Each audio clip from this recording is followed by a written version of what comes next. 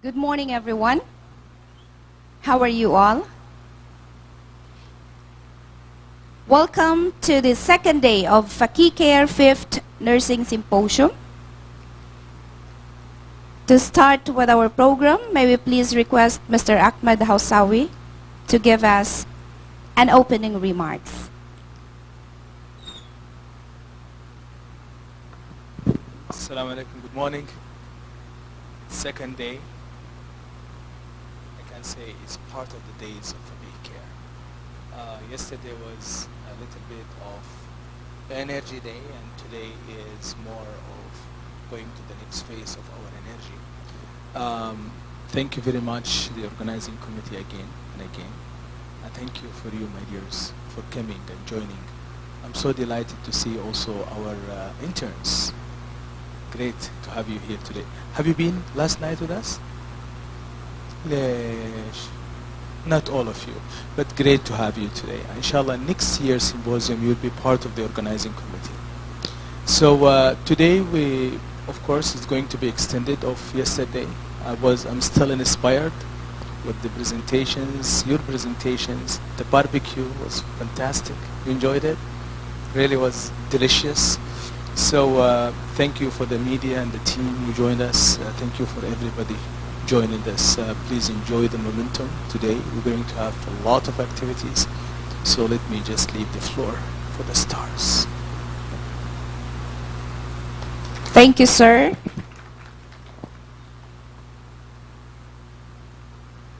We shall now proceed to the presentations. To present impact of hospital information system enhancement on patient satisfaction, please welcome Ms. Shaibi Joseph.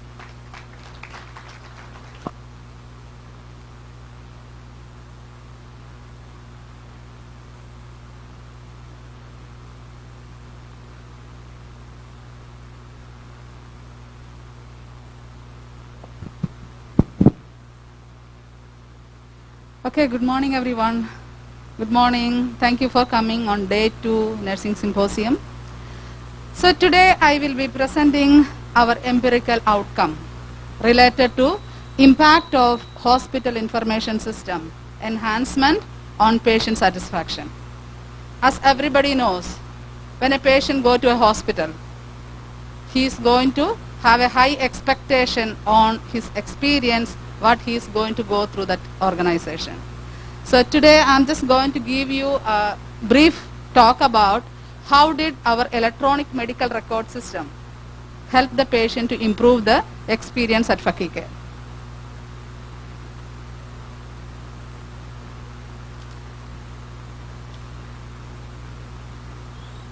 Okay, looking at this picture. Okay, looking at this picture, can somebody explain what is this mama going through? Can somebody look at her face and do you feel anything? Yeah, she's having this loneliness feeling. She's thinking about something, isn't it? So when a physician make a round for the patient, and the physician will order that, Mama, you can go home today, she will start counting the time, isn't it? Because there is no place like a home. Everybody wants to be back to our home. Why? Our loved ones are available at home. So the worst experience for a patient is waiting for the discharge process to be finished. So what was our problem? There was a significant delay in our discharge process. If you can look at the data, Q3 2020, from the time the physician make an order that you can go home tomorrow at 11 o'clock, from that 11 o'clock, it was taking almost 11 hours to go home. So you can imagine almost half a day waiting for the discharge process to finish. And the mama is still counting the minutes to go home and to see the grandchildren, son, daughter, husband, whoever, okay? And sometimes in October it was reaching up to 9 hours. So something between 9 to 11 hours, it's not acceptable at all. So, which impact negatively on patient experience? As you know that every patient, whoever is getting admitted to the organization, upon discharge, they will be called by the press gainee team. He will have a lot of questions to be answered. How was the nurse? How was her friendliness? How was her skill? Did she attend to your need? Did she educate you about your care at home? What was the satisfaction regarding your discharge process? So the patient said that we are not at all happy with the discharge process. So patient satisfaction with the discharge process in 2020 average of 66%. Okay, so it means that rest of our patient, almost 35% of our patients are not at all happy, totally not at all happy, or those patients who are happy, they are not that happy. So yes, what is the problem? Let the patient be in the hospital for 11 hours or 9 hours. What's the problem? There are multiple impacts. Delays in hospital discharge will delay our patient's admission from ER. And I'm sure that everybody knows that patients are waiting in the ER looking for a bed, isn't it? Okay.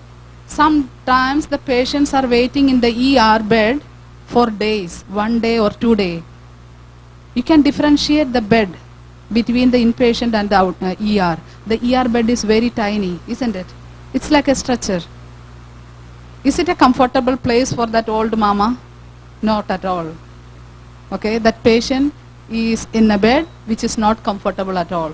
So that patient is waiting in the ER because the bed supposed to be dedicated for that patient is occupied by somebody else because the hospital is not processing the discharge accordingly. Increased number of patients leaving because of delay. Dr. Masen was losing millions of real every quarter. Patients with due settlement 100,000 is escaped from the hospital. Not because that he don't want to pay, because our discharge process was taking so long. How long I should wait to pay the money? 11 hours or 9 hours, I have the money ready.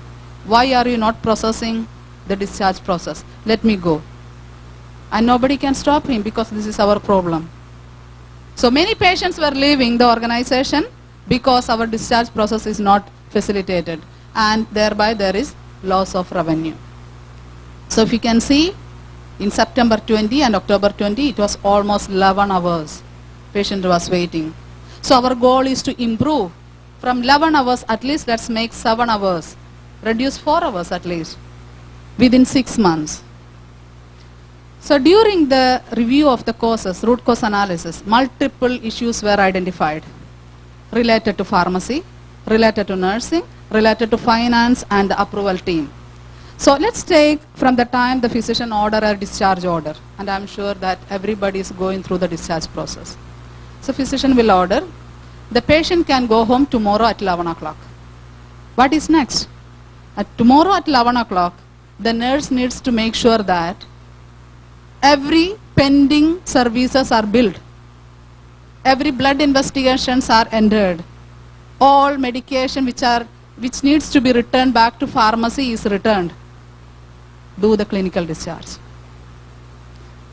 There were some delays of doing clinical discharges, but now, alhamdulillah, our nursing staff are really paying attention. Once the patient is ready, the clinical discharge is done. Once the clinical discharge is done, the next process, the discharge will go to the pharmacy. What is the role of pharmacy?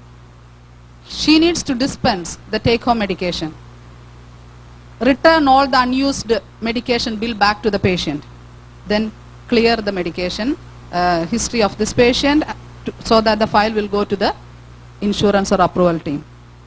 So there was some delay from the pharmacy side. Their main concern, we don't see which patients are ready for discharge. How can we know that I should prioritize this patient? So there is a problem in the pharmacy. Also, how do we know that the pharmacy is really delivering the medication according to the time the patient needs it? So when the pharmacy porter will deliver the medication to the floor nurse, she has an option in the whiteboard that I received this medication at 11 o'clock, so that the system can generate data later on. Okay? Then going to the insurance. Insurance, they never used to have a platform where they can see, okay, patient Mr. X, he's admitted for 3 days package. But he is extended to 3rd day, 4th day, 5th day. They don't have any alert that this patient is extending the hospital stay. I should process with the insurance company to get an updated approval. Okay, so there is a problem with the insurance office. The finance team, again, they had the same problem. We don't have any panel to see which patients are waiting in the floor to be discharged. Okay, so multiple problems were identified. So we had a multidisciplinary team, starting with CMO, nursing, CNO, medical informatics, education team, all nursing, inpatient, directors, managers, bedside nurses, charge nurses, discharge office and pharmacy. We had multiple meetings, more than 10 meetings. How can we improve our patient satisfaction regarding discharge process? Okay, we have come up with the first step, enhancement of nursing whiteboard. Did you ever see our nursing whiteboard in the station? The big white screen. You can see all patients ready to be discharged, clinical discharge, physical discharge, financial discharge. So the whiteboard is enhanced with multiple alert. Alert for pending bill upon clinical discharge. So when I do the clinical discharge, it will give me an alert. Take care, this patient had a surgery in the OR. That OR bill is not being billed yet. Call the OR team to do that. So an additional reminder. Option to electronically receive take-home medications. So sometimes the pharmacy say, I dispense the medication, but the floor nurse will say that, no, I did not receive it. This is the conflict every day going on. So we have enhanced the system so that the nurse can document at the time she received medication, she will go there, she will write that, I received the medication at 11 o'clock. Nobody can deny that the nurse did not receive medicine, or nobody can tell that the pharmacy was not late to dispense the medication. IP alert screen for insurance team. So every day the insurance team, they have a screen showing that I have 10 patients who don't have the insurance update. I need to follow up with the company. So that the follow-up and update will be happened on daily basis rather than waiting for the discharge day to call the insurance team, so that it will not delay the discharge. Develop one new whiteboard for pharmacy, insurance, final billing team. Okay, let me show you. This is the nursing whiteboard. It was not there before. Last year it was started and enhanced many times. As you can see here, discharge medication pending. There is an alert for nurses. Discharge medication is pending. And where we can document upon doing the ready to discharge, we can document whether we receive medications or not. See here, discharge is recommended. Those blinking part. When the doctor make a discharge recommendation from his clinic, it will come to my whiteboard and it will start blinking. Take care, this patient is ready for discharge. Now the doctor cleared this patient from his side. You can process the discharge. So this is just the screen for the pharmacy, insurance, all the team, just for your information. So no chance for them to say that I don't know that there is a patient waiting for discharge. All of them, they have the panel, and when the pharmacy clear, it will go to insurance. When the insurance clear, it will go to the approval. When the approval clear, it will go to the discharge office. Okay? Okay, so if you will compare pre-intervention and the post-intervention, so 11 hours before, now it is reaching up to 7.9. So our target was 7 hours in 6 months' time. So at least we are almost there. And if you can see the outcome also when it comes to take-home preparation, also we had one more problem. Physicians were not ordering take-home medication timely. They will only wait for the discharge time to order the medication. Then the pharmacy will take long time to prepare it. So why not the physician will order the medication 24 hours before. So the pharmacy have enough time to prepare it. So you can see here, it was only 60% of our discharged patients had take-home medication ordered 24 hours before. But after the constant reminder from the medical officer, there is a good improvement until 82%. Now the take-home medications are ordered earlier. Why we are doing all this? To improve the patient experience. Our overall speed of discharge process in 2020 was 66. Look at now, 78. Yes, even 1% improvement in patient experience, it's okay, we will celebrate it. It means that there is an improvement.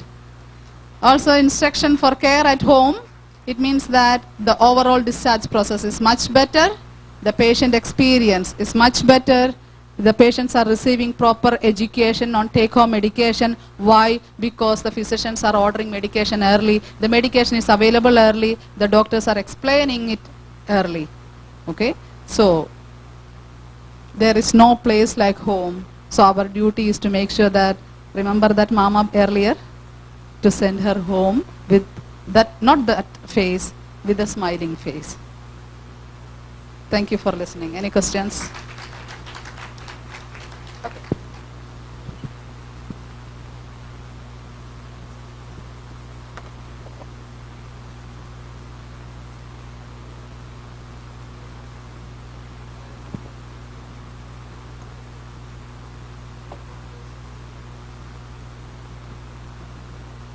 Thank you, Ms. Shaibi, for that very informative presentation. Hospital Information System. So our next presenter will be presenting maintaining skin-to-skin practice per WHO recommendation. Please welcome Ms. Sama Suleiman.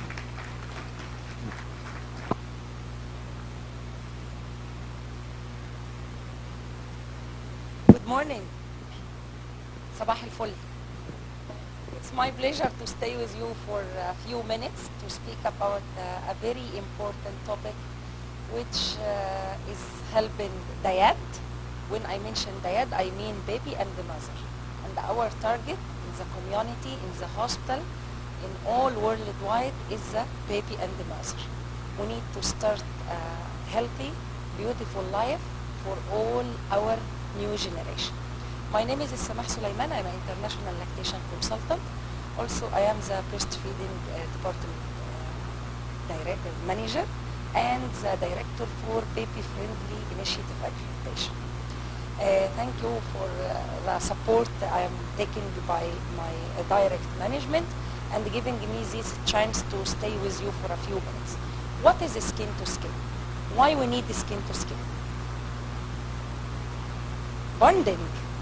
Bonding between baby and a mother and a father, sisters, brothers, all siblings.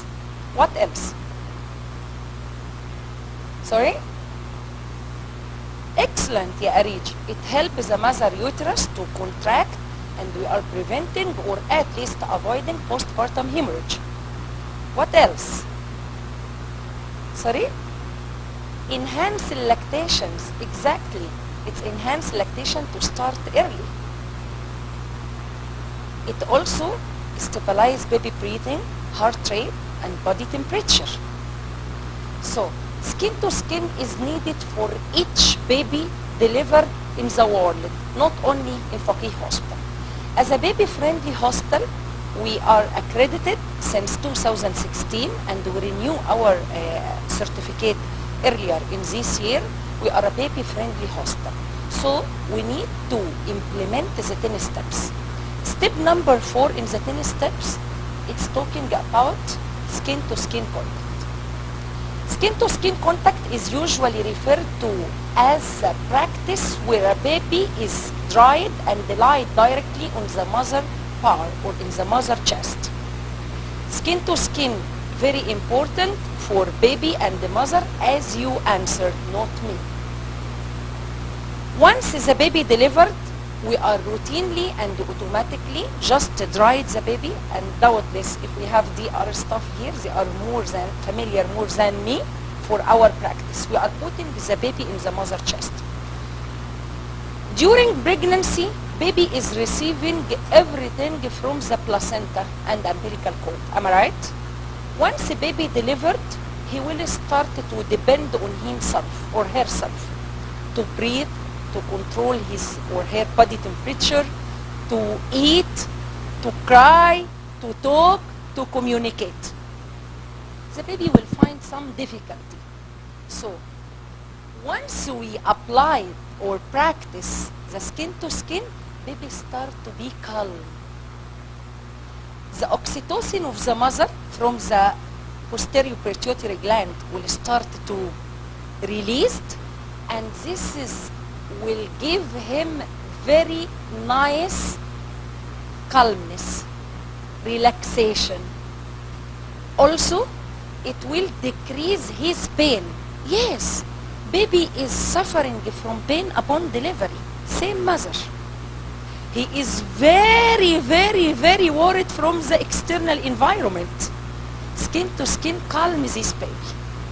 Skin to skin is let the baby know his mother. I have a very nice video, but I will not show because it's totally naked, the mother. So during our courses, our regular courses, we are watching together this video.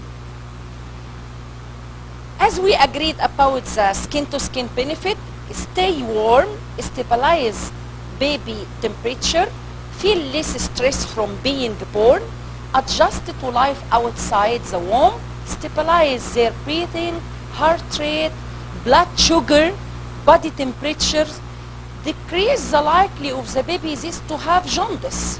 Why? Once the mother starts skin to skin, her colostrum will start to release. Once the baby will take this colostrum, the colostrum will release the intestine from the meconium. So this meconium, once released, I'm protecting the baby from hypoglycemia and jaundice. There is a lot of benefit for skin to skin. While we are applying skin to skin, and this is also our practice, we are delaying the umbilical cord cutting. There is a lot of study regarding the benefit of delaying the umbilical cord cutting. Last evidence. عايزة حاجة؟ لو عايزة تسأليني أي اتفضلي. كوليسترم ده اللبق اللي بينزل أول 3 أيام من الولادة. سائل أصفر شفاف كميته قليلة جدا بتساوي أو بتعادل حجم معدة الطفل. They asked me about the colostrum. Colostrum is the first milk mother is secreted in the first 3 days. It's a yellowish, subhanallah, it's a yellowish fluid, very small amount. It's equal the newborn stomach size. This colostrum is very, very, very, very important. If we stay today until tomorrow to discuss the benefit or component of colostrum, we will not finish. Just let me tell you a small point about colostrum. If the mother delivered preterm baby, her colostrum also is preterm. What is the difference between full-term colostrum and the preterm colostrum? Preterm is very high in immunoglobulin and the calories to survive the preterm baby. And a lot of benefits. We will talk during our course about this one by details, for the one who didn't attend our course before. By the way, skin to skin can be done not only with mother, it's also with the father, with the other family member. Skin to skin in neonate is very important for preterm baby or for ill baby. It improves the oxygen saturation, reduce cortisol stress level, particularly following a painful procedure. You know, baby in NICU have exposure for a lot of painful procedure. Insert arterial line, IV cannula, or umbilical line, or something else. Assist with growth, may reduce the hospital stay, and we are doing skin to skin in our NICU department. Unfortunately, still we have some limits. We are not practicing with the ventilated baby for a many reasons. But inshallah, we are planning with NICU director and the doctors, we will soon implement the skin to skin for ventilated baby. There is evidence-based also. Baby who are exposed for skin to skin in NICU, their hospital is staying less than the baby who are not practicing skin to skin. And inshallah, we will go to do a record and research by the help of Miss Khadra. Improve milk volume if the mother expressed following a period of skin to skin contact. They found also mothers who have skin to skin, she produce more milk, and this milk helps the baby too much. You know, NICU stuff, there is a very common disease in the preterm, neck, right? You know what is neck? What is ya Khadra neck? Excellent! Necrotitis. And this is fatal disease. You know what is the reason of this disease? Baby who are receiving artificial formula. Preterm who are receiving artificial formula. That's why we are very keen, very supportive for these mothers to express even few drops to give to this baby before anything else.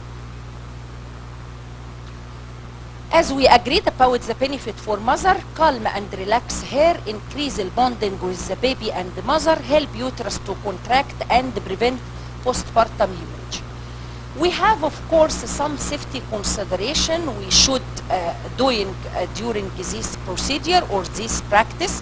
We should observe baby, we should observe mother, we should avoid any risk for, like, for example, if this mother sedated during delivery, we should observe her to hold her baby well. We should train her during antenatal education about this practice and what we are going to do. Not mother, she don't hear before about skin to skin, and once she delivered, delivery considered is a natural process, but still it's a trauma for a mother, especially pregnant mother, especially mother with some complication. So we need to prepare this mother during antenatal. And this is what we are doing in our program already. Skin to skin contact in the baby-friendly hostel standard. As I mentioned earlier, this is step number 4 in the 10 steps. 10 steps coming from WHO and UNICEF. So, as a baby-friendly hostel, we are obligatory, must implement the 10 steps. And this is one step of us. We have already tracked and the statistic by our quality department and delivery room to track our statistic. And alhamdulillah, always we are exceeding the benchmark, which is 85% from the WHO. But in the second quarter of 21, we noticed that there is some decline in our statistic. So immediately we have our action plan and root cause analysis to see what is going on. We found already some reasons which was immediately solved with the cooperation of OR, DR, quality department, education department, and most of the directors. And by the third quarter of the same year, we go back to our record, which more than the benchmark, we are now 89%. Alhamdulillah. 85, 85, 89. We are 89. We have two different statistics. We have for 100% for all babies, we are practice already skin to skin, 100% for 5 minutes. But we are counting or tracking the baby who stay for hour and more than 1 hour. Since 2011. 11.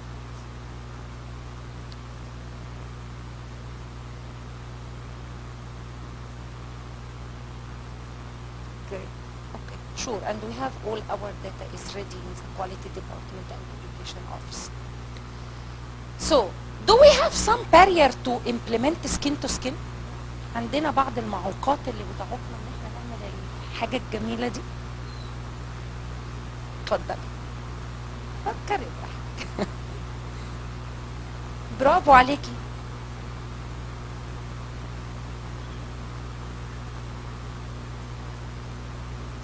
صح، عندك حق، بس اللي حضرتك قلتيه ده indication ان احنا ما نعملش سكين تو سكين. احنا في عندنا حاجات ما بينفعش نعمل معاها سكين تو سكين، وفي حاجات احنا معوقات بتعوقنا ان احنا ما نعملش سكين تو سكين. We have some barrier as any organization in the world. DR is busy. Shortage of staff. As my colleague said, mother refused. Mother don't like. And we have for each barrier our plan. Mother refused, we are educating her during antenatal. We are explaining to her, wallahi, there is some mothers, while I am educating them during antenatal, they are crying when I am talking about skin to skin and showing them the video. She is very interested to have this moment.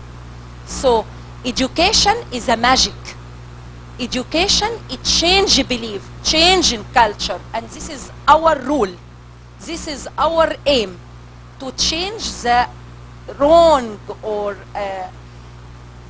perceptions of this mother. Okay? So, the barrier, busy DR, busy staff, shortage of staff, this is all barrier. Family refused. Family who just came to put birth here. They don't have any antenatal education with us before. And we have some contraindicated. We cannot do skin to skin as what? What's your good name? As Ms. Shahid said, baby with complication. We are doing skin to skin for well dyad. What is the meaning of dyad? Baby and the mother. We are doing skin to skin if the baby has no complications and the pediatrician needs this baby to do resuscitation or to transfer to NICU urgent or to put endotracheal tube. We have also sometimes problem with mother who delivered and she has a rupture of uterus, for example. She need also intervention to done. Of course, I will not let the team busy with the mother and I will apply skin to skin. I will stabilize baby first or mother first, then we will practice skin to skin. We have also a difficulty with mother who put birth for multiple babies, 3 babies or 2 babies. Sometimes we don't know how to do this skin to skin. Some congenital anomalies. Otherwise, all babies, they are enjoying in Fakeeh Hospital this magic, lovely moment. We are train all team about this practice, and we are training them about the practice can support and help skin to skin contact immediately after birth. This is all the barrier we just discussed together. Fakeeh strategy for skin to skin as a baby friendly hospital, we are following skin to skin with all dyad unless medical indication. That's why we are accredited as a baby friendly hospital, and we renewed our accreditation and we will renew our accreditation again, inshallah. Thank you very much for your listening, and I wish all our babies will be in skin to skin contact. Thank you so much, Ms. Sama, for that very enlightening presentation about skin to skin, the importance of skin to skin.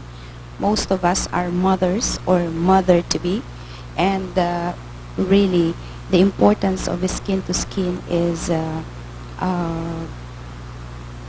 very, very important. The importance is very, very important. Okay, it is very, very essential. Okay? To present increasing the staff awareness on before that, we would like to remind everybody, reserve your questions please, because at the end of every 3 presentations, we're going to have a question and answer. We have our moderator for these 3 presentations, Mr. Muhammad Turki. So our next presentation is from ICU, from the critical care areas, increasing the staff awareness on pressure injury, assessment, prevention, and management. Please welcome Ms. Doraisa Reynaldo.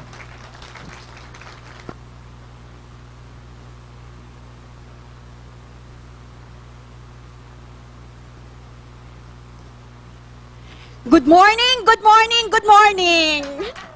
Before I start my presentation, I would like to ask you, my dear colleagues, to just please follow me, okay? Can I? Okay. Can you please touch your forehead? Can you please touch your left eye? Can you please touch your left ear? Can you please touch your cheek?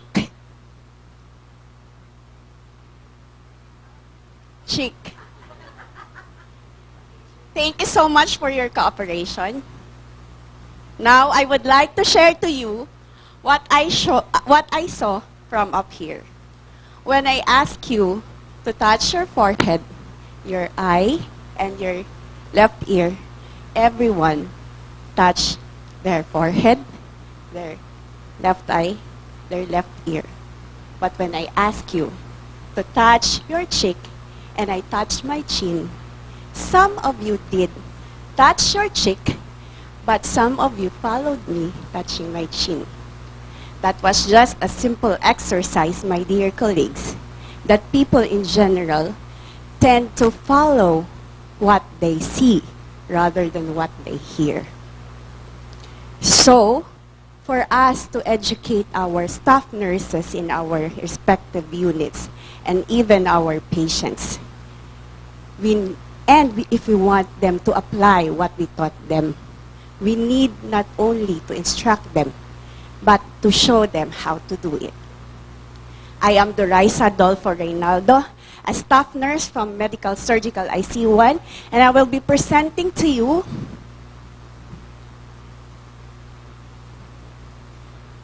the pressure injury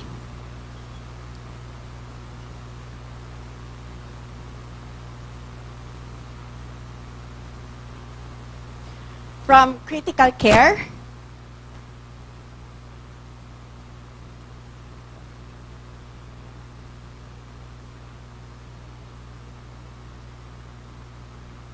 Thank you.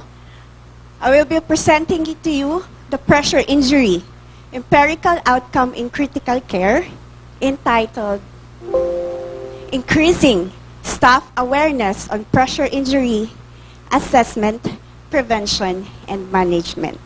Now, why pressure injury? Because that was our problem in our area. I would like to specify that in the data that we use in this empirical outcome was from year 2019, 2020, and 2029. And in 2019, we had pressure injury rate of 36. And that was our problem.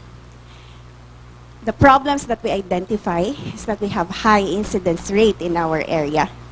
And we also identified that this high incidence rate was brought about by the low self-confidence of staff nurses when it comes to assessment, prevention, and management of pressure injury. At the same time, we also identified that we staff nurses were using our own pre-existing knowledge in preventing, assessing, and managing pressure injury and not applying the evidence-based knowledge that we can find all over. So out of this problem, we wanted to achieve the following goals. We wanted to improve our incidence rate and prevalence rate of pressure injury in critical care. We also wanted to increase the staff confidence level in terms of preventing, assessing, and managing pressure injury. And we wanted to apply the evidence-based knowledge in pressure injury-related issues. By improving, we mean decreasing the incidence rate.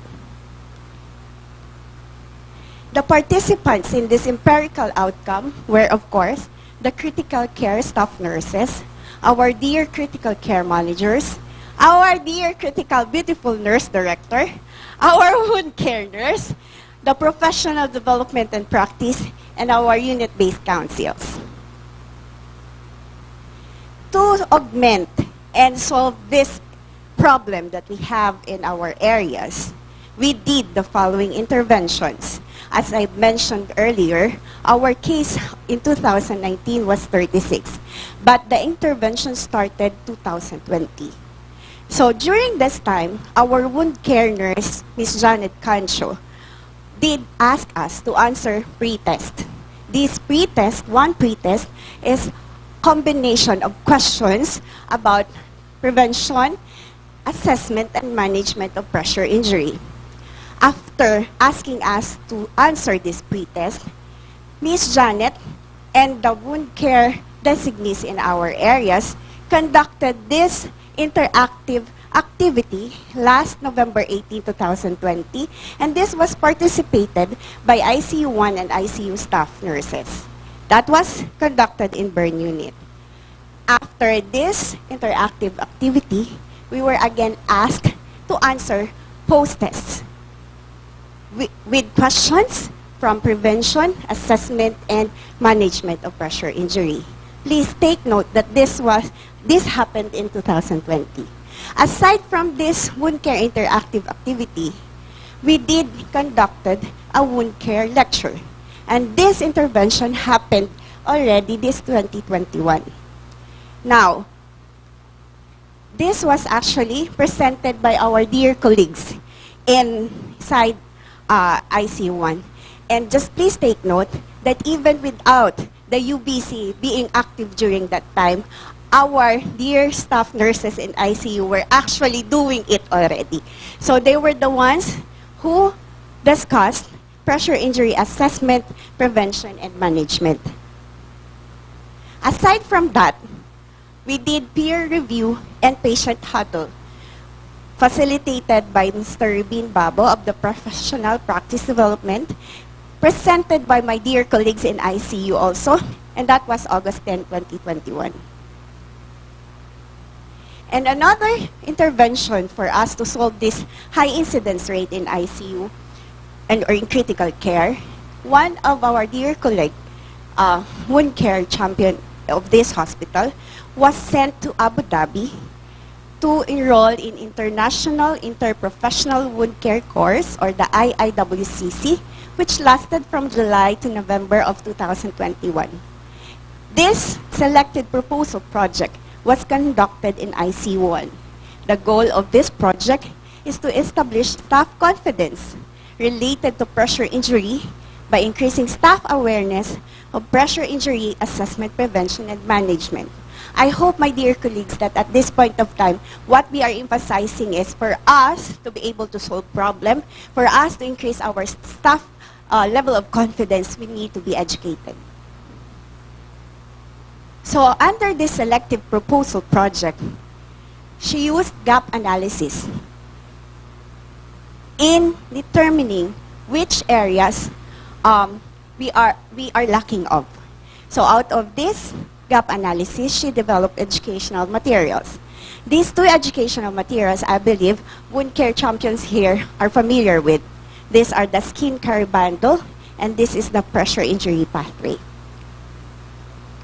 Another one, aside from developing educational materials, they did also the policy review.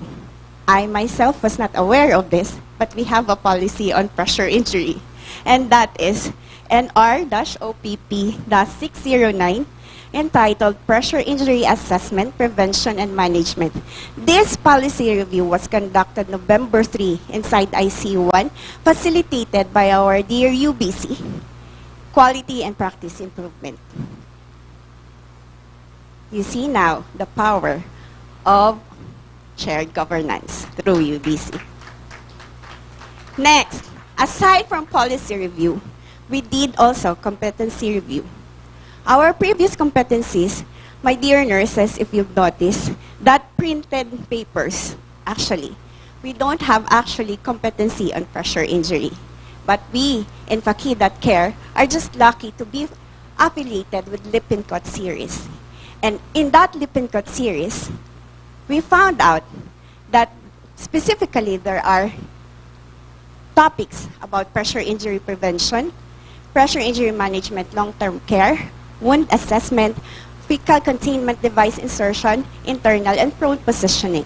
And these topics were actually suggested to be included in our competencies in order to prevent pressure injury.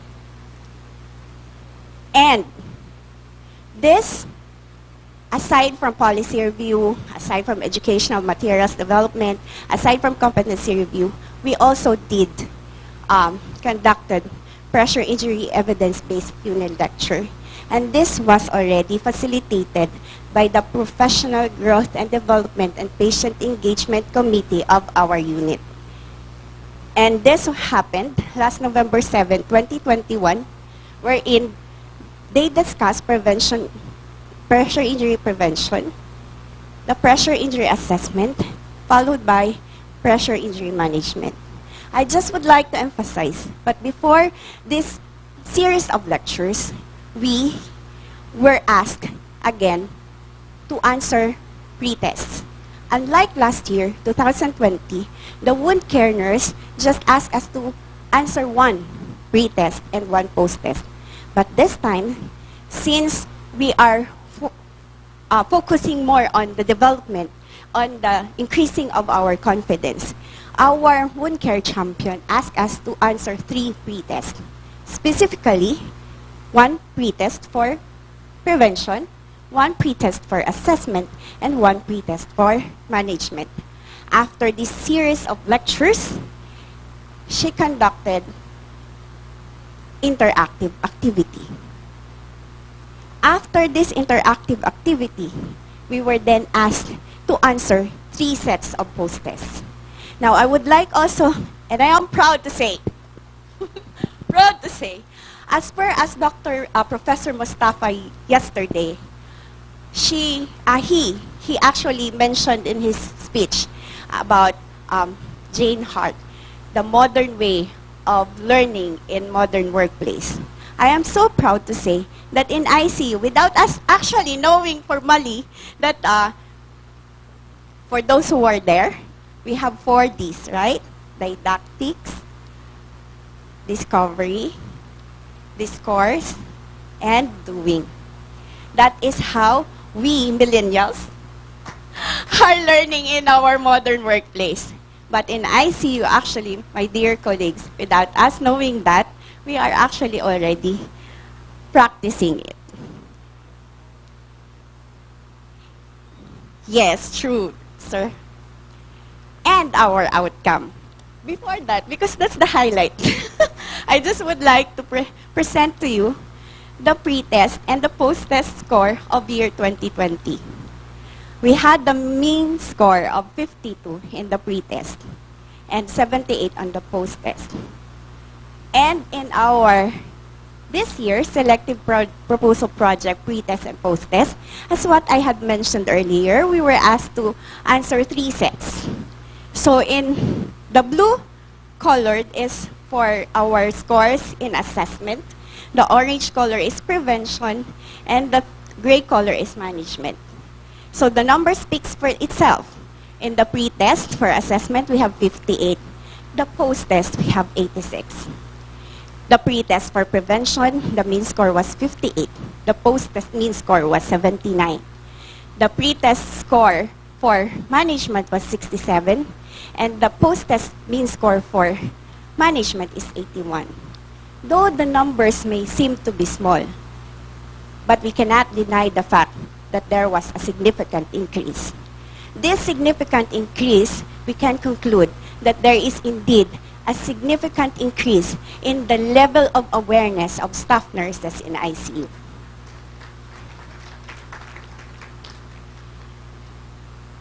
And I would like also to emphasize that into 2020, the mean score for pretest was 52.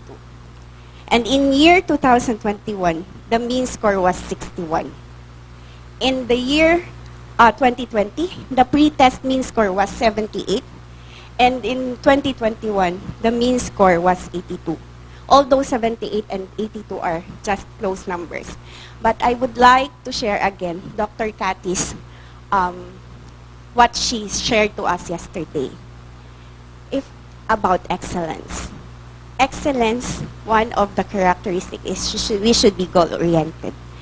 And it doesn't matter how long we would be able to achieve that goal. What matters is our agility to move forward in achieving that goal. So even though the numbers may seem so small, but I firmly and personally believe that in the year 2019, our pressure injury case was 36. In 2020, our pressure injury went down to 20. And what do you think was the pressure injury incidence rate of 2021? Did it increase or decrease? Decrease, of course. And alhamdulillah, we have 13. And I would like to mention 3 of which is avoidable and 10 is unavoidable, meaning our patients were hemodynamically unstable. That is why we were not able to turn them as necessary. That's why they developed. And I firmly believe, and I am so proud to say, that with this application of knowledge-based lectures and extensive coaching of our dear wound care nurses and our wound care champions, and not to mention the resilience of our nurse managers and our dear nurse director in almost every day following up our cases, we would be able to achieve 0 incidence rate in ICU in terms of pressure injury. May God bless Dr. Sunmi Fakeeh Hospital. May God bless Fakeeh.care. May God bless our hearts and works of our hands. Have a good day and thank you.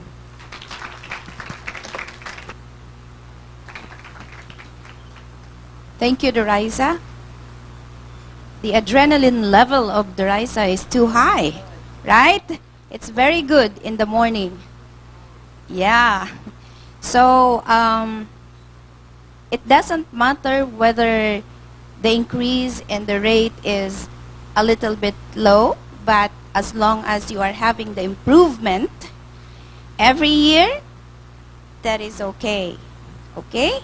But of course, our goal is to reduce it or to make it 0, if not reduce it more.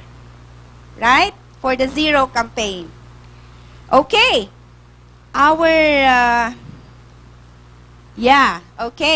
We shall now proceed to the question and answer. We would like to ask the assistance of Mr. Muhammad Turki. Anyone that has question about the 3 presentations? Sir. Well, thank you very much. Just I want to share some comments and inspiration out of this. Actually, this speech, I put tears in my eyes almost 3 or 4 times while I'm listening and looking into what's happening here. These tears are not sadness tears, are more of happy. I'm really happy. Thank God for what and where we are. I listened to the first presentation of Shaibi when we remembered the struggle we had in regards to the discharge and the impact of that goes to patients and family. If you remember the picture Shaibi put forward, was very inspirational. And that's the status of every patient here. They don't know what will happen. They are in wonder. And whatever we do is meaningful to the patients. And when we understand the value of that we bring back to patients, whatever the efforts, but we work together with multidisciplinary team until we achieve this. And not, as Kathy said yesterday beautifully, that it's not just a goal, but it's a continuous process. Look into the second presentation about breastfeeding and the skin to skin. really I felt gratitude of where we are now, not just as health professionals, but as a human. If we remember where we were one day, small baby, and everything ready for us in life, we are well cared of by God Almighty. And that's a great lessons in our life, how we bring it back. We go generation by generation. Mother one day was a child and now she's a mother. Father one day he was a child and now he's a father. And how we can bring this back to our journey in life, in dealing with patients, family, in dealing with our own families, with our friends and colleagues. A life all about mercy, about kindness, about compassion. And that's the starter of our being. And we saw it with this presentation. And the power of engaging baby early is very great. These studies and statistics are very profound. The third presentation, you said about adrenaline. I think I got adrenaline plus shift up. You put big tears in my eyes, honestly speaking. One of the things that I look into, we were in a dream to see this. One day I was telling Khadra, I see you, they're not really engaged a lot, that long time. And Khadra says, well, Hawsawi, I'm really facing shortage of staff. And that at the time of COVID-19 pandemic peak. But I see now the outcome. And that's what makes me really get emotional. And I see this going to happen everywhere. Guys, what we are doing in nursing is not about having that piece of paper of manual. It's having a life for people. I want to comment on Sandra's statement when she said, yes, we do small change. This small change is a meaningful. Do you know what this change? You bring patients to go home safe, mafi complications. You bring these patients go and see and serve his family. You bring these patients to life and go and save those kids at home. You bring a functional human to serve the community. If he's a teacher, he's going to teach his students. Imagine you contributing in teaching a community. If he's a doctor, if he's a nurse, whatever this person is contributing. So that is the meaning, what we call yesterday with Professor Mustafa, when he said a meaning leadership. That's the meaning nursing care. So thank you very much. Thank you. Thank you so much, sir, for that really motivating message to everyone. So anybody has question? Anybody has question? Okay. At this point, if there is no question, we will have a 10 minutes break to give you a chance to register outside. 10 minutes break. And then after 10 minutes, we will be back here.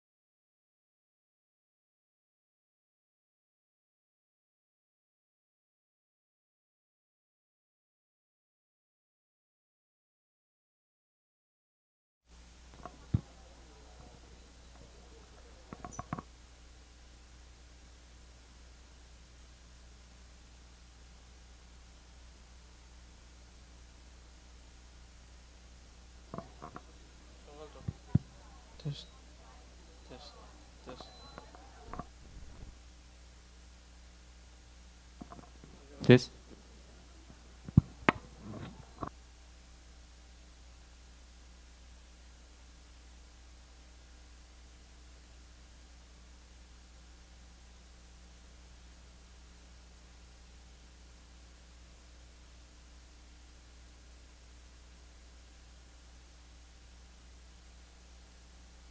Test. Test.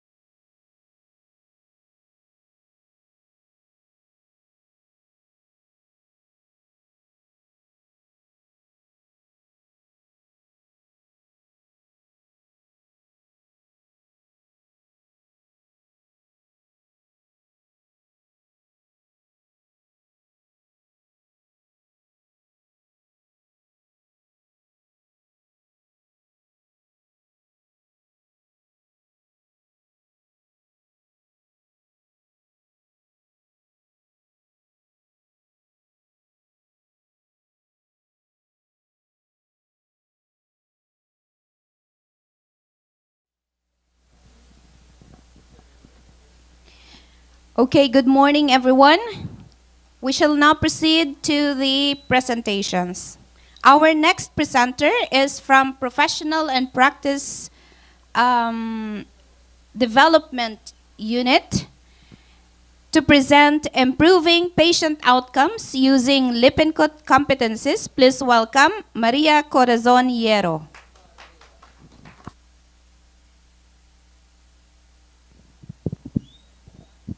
Good morning, everyone. So, thank you, first of all, for coming here despite of a hectic schedule. So, this is my presentation, Improving Patient Outcomes Using Lippincott Competencies.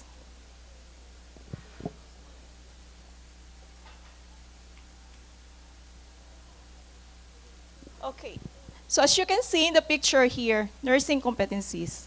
Way back, before the implementation of Lippincott, nurse educator are the one preparing for the competency of nurses. And it was really a big challenge in our part. It was difficult because it may not help nurses to give the best possible care to the patient because our resources available are limited. Okay? So, we encounter the following problems during the initiation. What are those?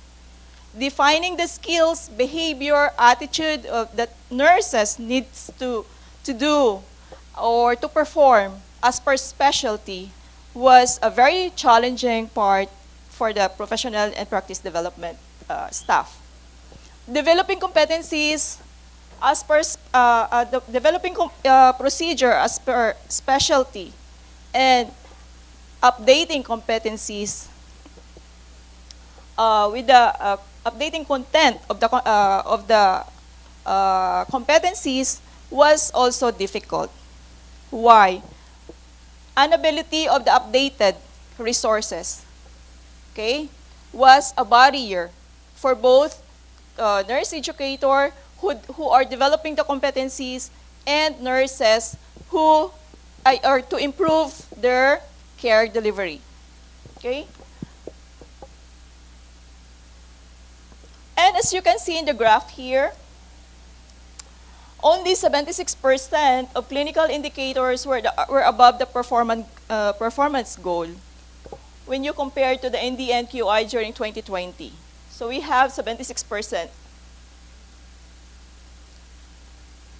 So with that, we have this goal statement. What we will do. What we have is to subscribe to Lippincott Electronic Competency Database. To what? To improve outcomes, reduce the errors. We need to standardize the care, and of course, give knowledge to the nurses and confidence. And to increase 90% at least for the clinical indicators to be above the performance goal. So that's our goal. And here we are, we have this list of participants or the multidisciplinary team who among them are our beloved Sino. We have Mom Shaibi also, myself, Ribin, Anisa, Muhammad Turki. We have this professional and practice staff. We have Engineer Fatma, Mr. Ahmed for the Lippincott. We have Dr. Faisal, Mambasan, Najmal, which is the nurse, unit managers, unit-based council members. So we involve the unit-based as well. So these people are involved in the planning, intervention, and initiation of Lippincott. After which, our intervention is to get the approval, hospital governance approval to subscribe to Lippincott electronic procedures. Then, after the approval, we give access to the nurses. After giving access to the nurses, we piloted or we selected a few areas to pilot the Lippincott. So those are med-surg, peri-op, critical, MCH, ambulatory, OPD, telemetry, cath lab, CCU, DR, DSFM-CER, and endoscopy. So over 3 months, we piloted the Lippincott.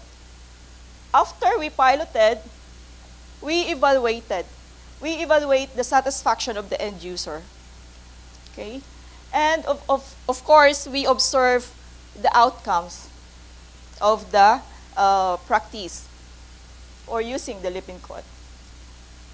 Then, after the evaluation, we expanded not only to those certain areas, all over the hospital. So we are using in the contract renewal, in the newcomers, okay, new staff also, and during their orientation. We did as the Lippincott competency as our database for the generic and unit-specific competencies. So we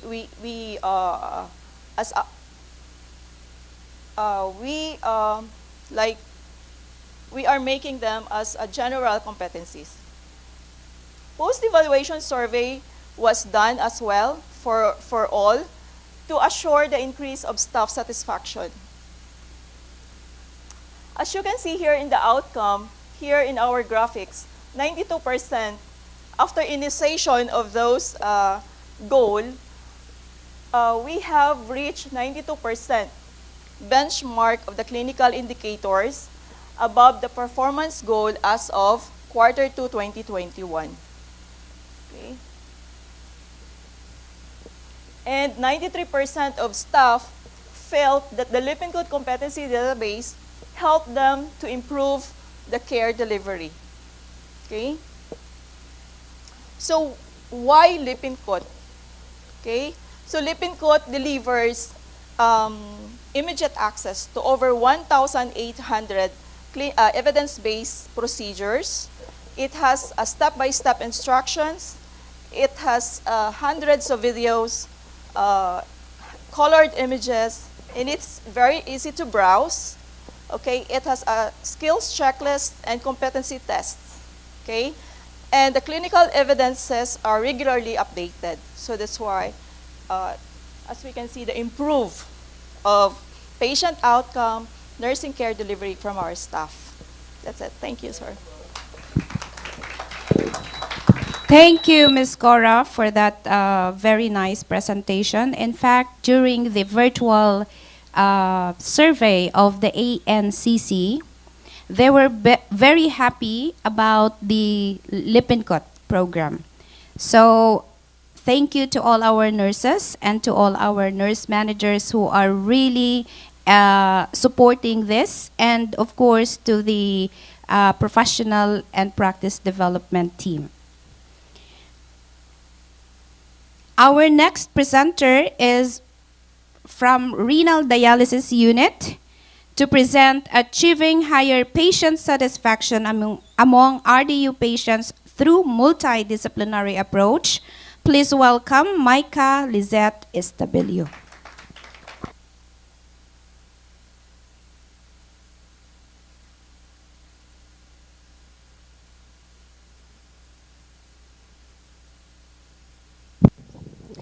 Hello. Good morning, everyone. Are you still up and awake? Yes. Okay, so please just lend me your ears and eyes for a couple of minutes as I share with you the empirical outcome of this year 2021 for renal dialysis unit entitled Achieving Higher Satisfaction Among RDU Patients Through Multidisciplinary Approach. I just want to ask you one question. Do you agree with the cliche that customer is always right? Yes. So it's 100% yes. But for sure, for not every one of us agree with that. However, let me just share with you how it affected renal dialysis unit and its significance in our healthcare services. So, patient satisfaction. So what is this patient satisfaction all about? As Ma'am Sandra said, that it is one of the priorities of our institution to have our patient, to make our patients satisfied with our services, right? So patient satisfaction is a type of customer satisfaction, and it is one of the most important quality indicators to measure the health quality services that we are offering. So it influences the clinical outcomes, the malpractices, the patient retention. So if an institution is delivering a high quality services, for sure patients will come back to our institution, right? So why is it important? It is important because it allows the implementation of best practices for better results from an external perspective, such as our patients. They are our third-party point of view. We need these patients in order for us to know what are the services that we need to improve, right? And how we will be able to know that our patients are being satisfied. So in Dr. Suleiman Fakeeh, we are having a monthly Press Ganey survey with regards to patient satisfaction. And through this, we were able to find out what is wrong with us. And it happened on February 2021 of this year that we found out that we got a low score in terms of patient satisfaction, in which we garnered an 82% rating. So now, what is our goal? What are the things that we need to improve? So our goal is to improve our score from 82% to at least having a score of 85% and above. So through this one, we were able to find out what is the problem, what contributed to a low score, that we got a low score of 82%.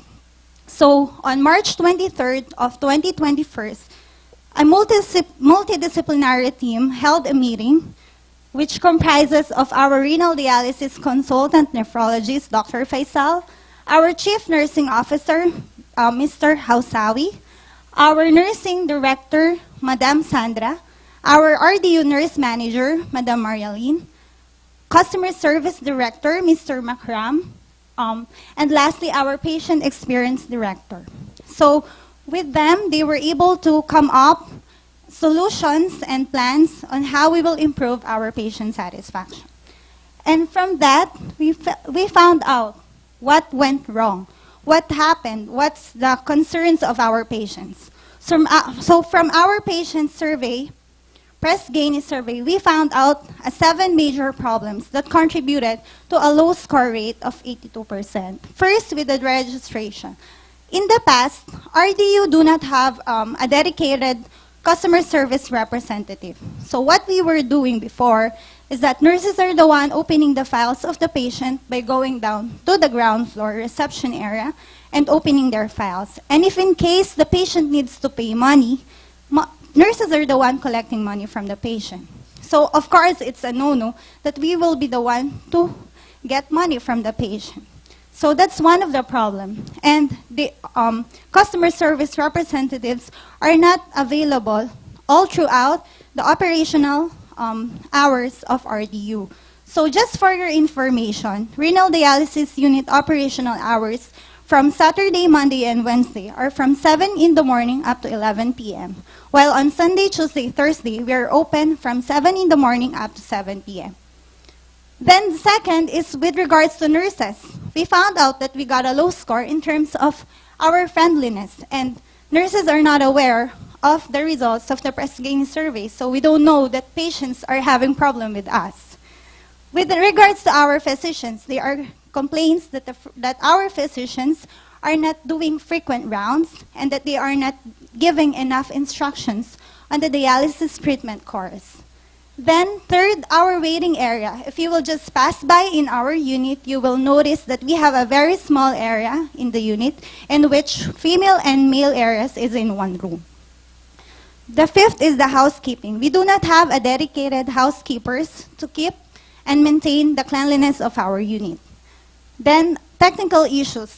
So in the past, we are having serious and frequent technical errors with regards to our machines that causes delay to our services.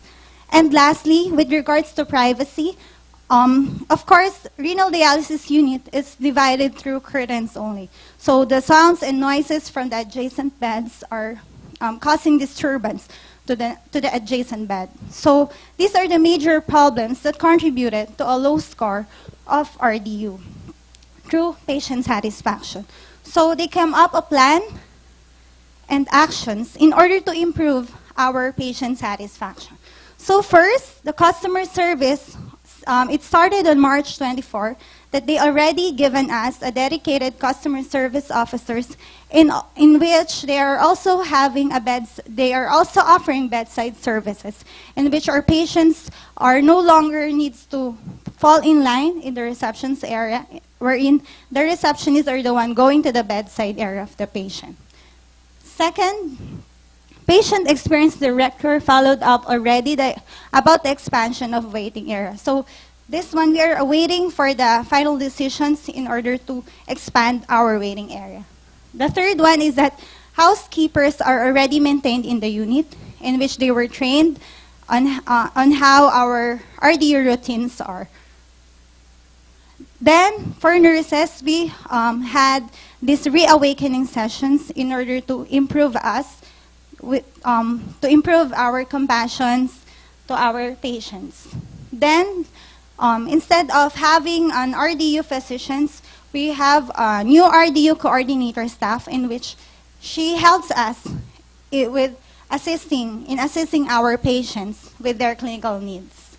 Then, our old machines are already replaced. It was completed this November 2021. So we have new machines already. And lastly, we are awaiting for the delivery of the headphones. So pillow speakers with headphones in order to provide the privacy that our patient needs. With all those interventions, let me just share with you the results of our Press Gaining survey. So let us congratulate each and everyone for this team effort. It will not be possible, of course, without the group efforts, of course, with our nurse manager, with our nursing director. So from having a score of 82% on February 21st, now we reach more than our goal. We reached 95.83% this October 2021.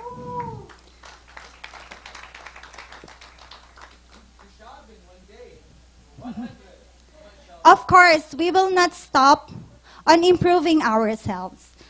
We need to continue in order to provide a better quality services to our patients. As what Dr. Suleiman Fakeeh visualized, that we are to be a leading world-class hospital in delivering high-quality healthcare services.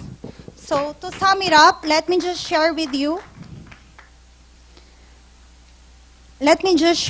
a quote from Mr. Mike Hawkins. You don't get results by focusing on results. You get results by focusing on the actions that produces results. That will be all. Thank you and have a blessed day.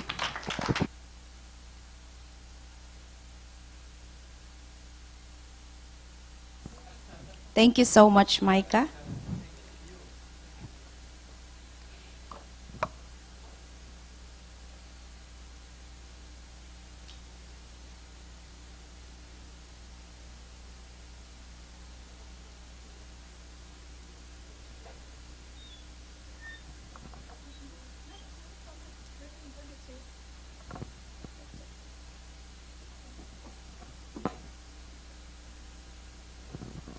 Okay, so our next speaker, I think we don't need to introduce her.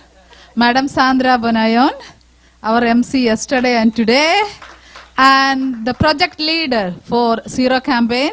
And we would like to introduce Madam Sandra here for her presentation, which is implementation of Zero campaign and patient outcomes. Thank you, Ms. Shaibi, although it is not needed. Thank you so much. This will just be a very short presentation on implementation of Zero campaign and patient outcomes. So in the quarter 3 of 2020, we get the results of the NDNQI. Out of the 24 total clinical indicators, we got 16 only, which is above performance goal, which accounts to 66.6%. It was a challenge for all of us. We felt really bad. We are giving harm to our patients. This is the questions that we had in our minds.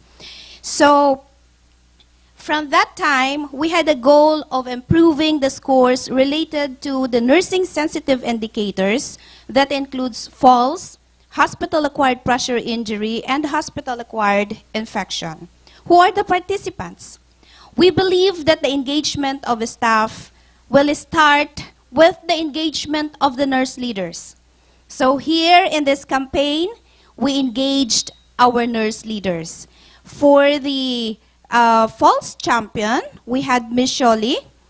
For the hospital-acquired pressure injury, we have Ms. Janet.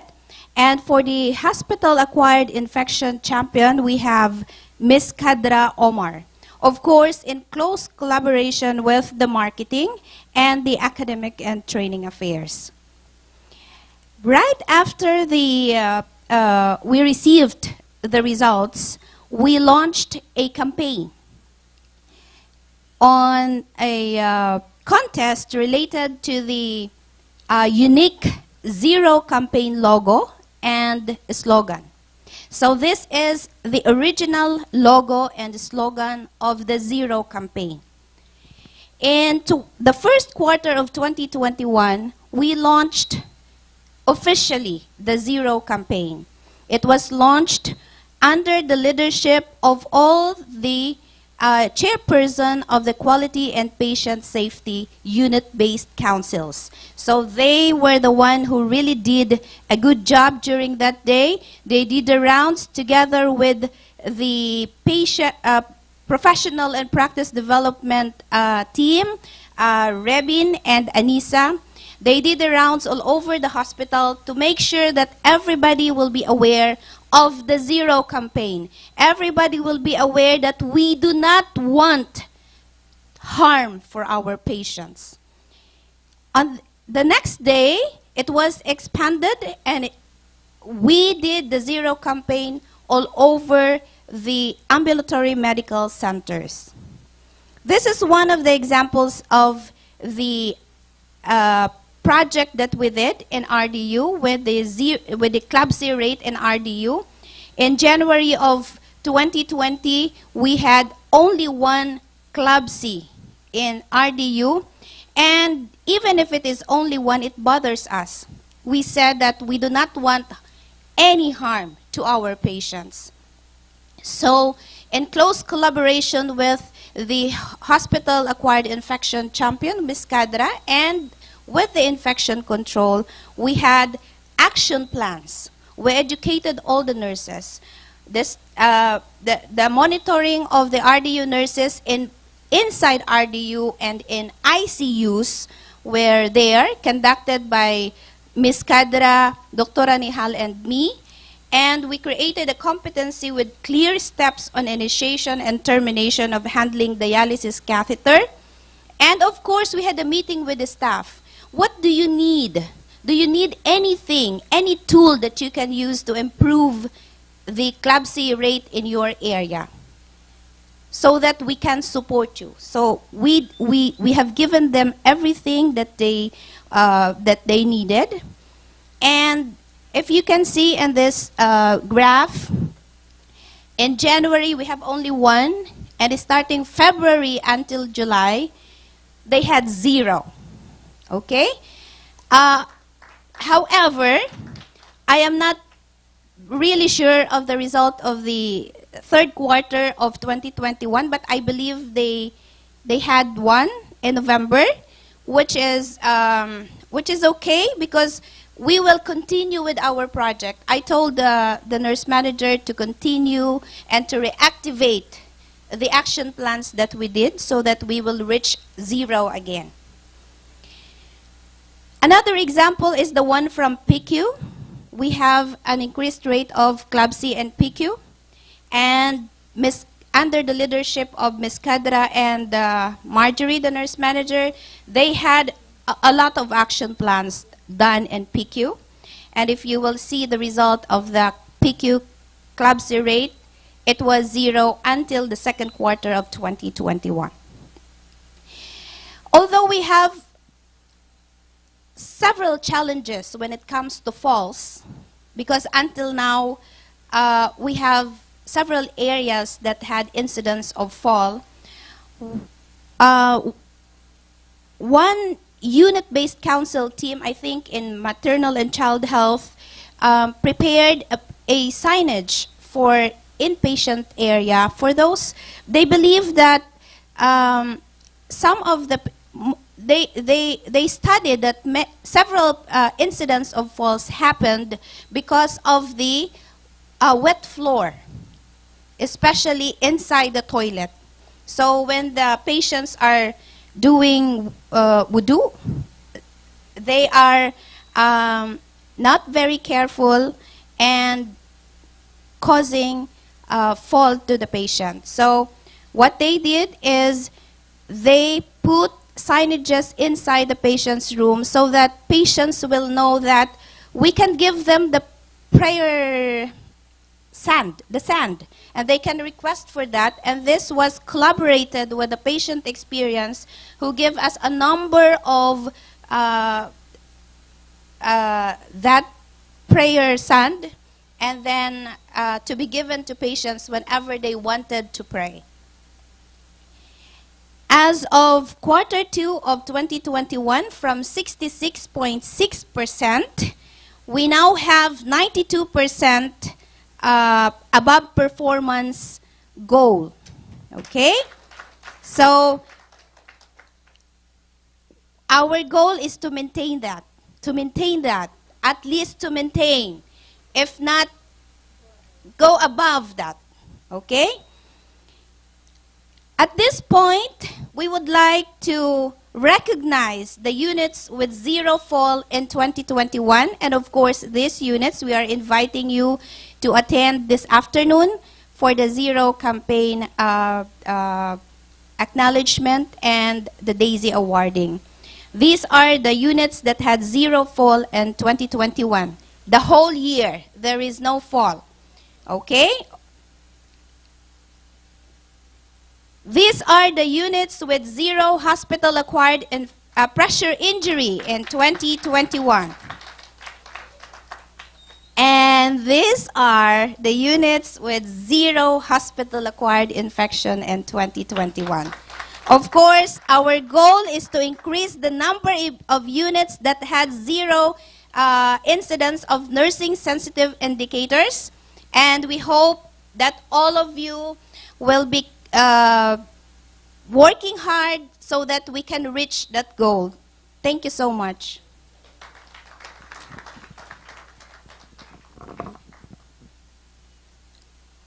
Okay, for the next presentation from Medical Surgical to present day chemotherapy service increasing accessibility of healthcare needs for oncology patients. Please welcome Ms. Sholi Kavungal.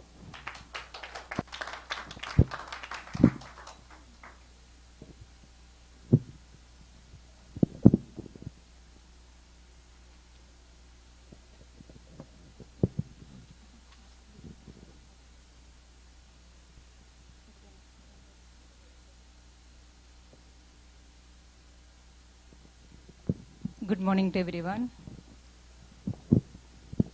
We'd like to talk about the exemplary outcome regarding the provision of quality healthcare service through chemotherapy day cubicles. The main incidents regarding the cancer, we can see that the most of the hospital, the cancer patients are increasing. Let us see the present situations. The incidence of cancer in Saudi Arabia is estimated at around 800 new cases per million. Here I want to talk about when I came here in this hospital, we used to have chemotherapy services only in 7th floor, building 2. Means 7th floor building to oncology department was only the staff has the competencies regarding the chemotherapy. Since 14 years, from my experience, I can say that because of the demand, we increased the chemotherapy services in their hospitals for the medical and surgical service line. Means all the staff now have the competencies to give the chemotherapy. Now here you can see why this many cases are increasing, not only here in Saudi Arabia, even in the world. As an example, you can see in Kuwait, more than 400 millions, and Iraq, it's talking about thousands, and the United States, around 4,000. Means the lifestyle is changing, accordingly the cancer patients are increasing. Okay, here the stories will start because you came to know that we are going to admit all the medical and surgical department, means we don't have much rooms. Every day we used to get from the OR the bed hurdles that there is no rooms availability for next day for OR cases. This is the reason the plan was came up with we need to start with the day chemo cubicles. As the incidence of cancer and chemotherapy separations continues to rise along with the increasing complexity around the delivery of chemotherapy patients, treatments centers will face upward pressures on the timeliness of care. Although standard of chemotherapy day units are generally high, some patients still experience problem which present opportunities to build on the strength of chemotherapy day cases unit. One of the dimensions of quality healthcare service is timeliness. Long wait time of chemo patients in the admissions may adversely affect patients' adherence to schedule appointments and recommendations on oncology treatment schedules. Here I can say that the patients for 4 hours and 6 hours, maybe 2 hours for one injection, the patients used to come. Although through the admission office, they need to wait in the long queue, they need to go to the unit, and the admission process is taking long time. The doctor need to come and write the admission order.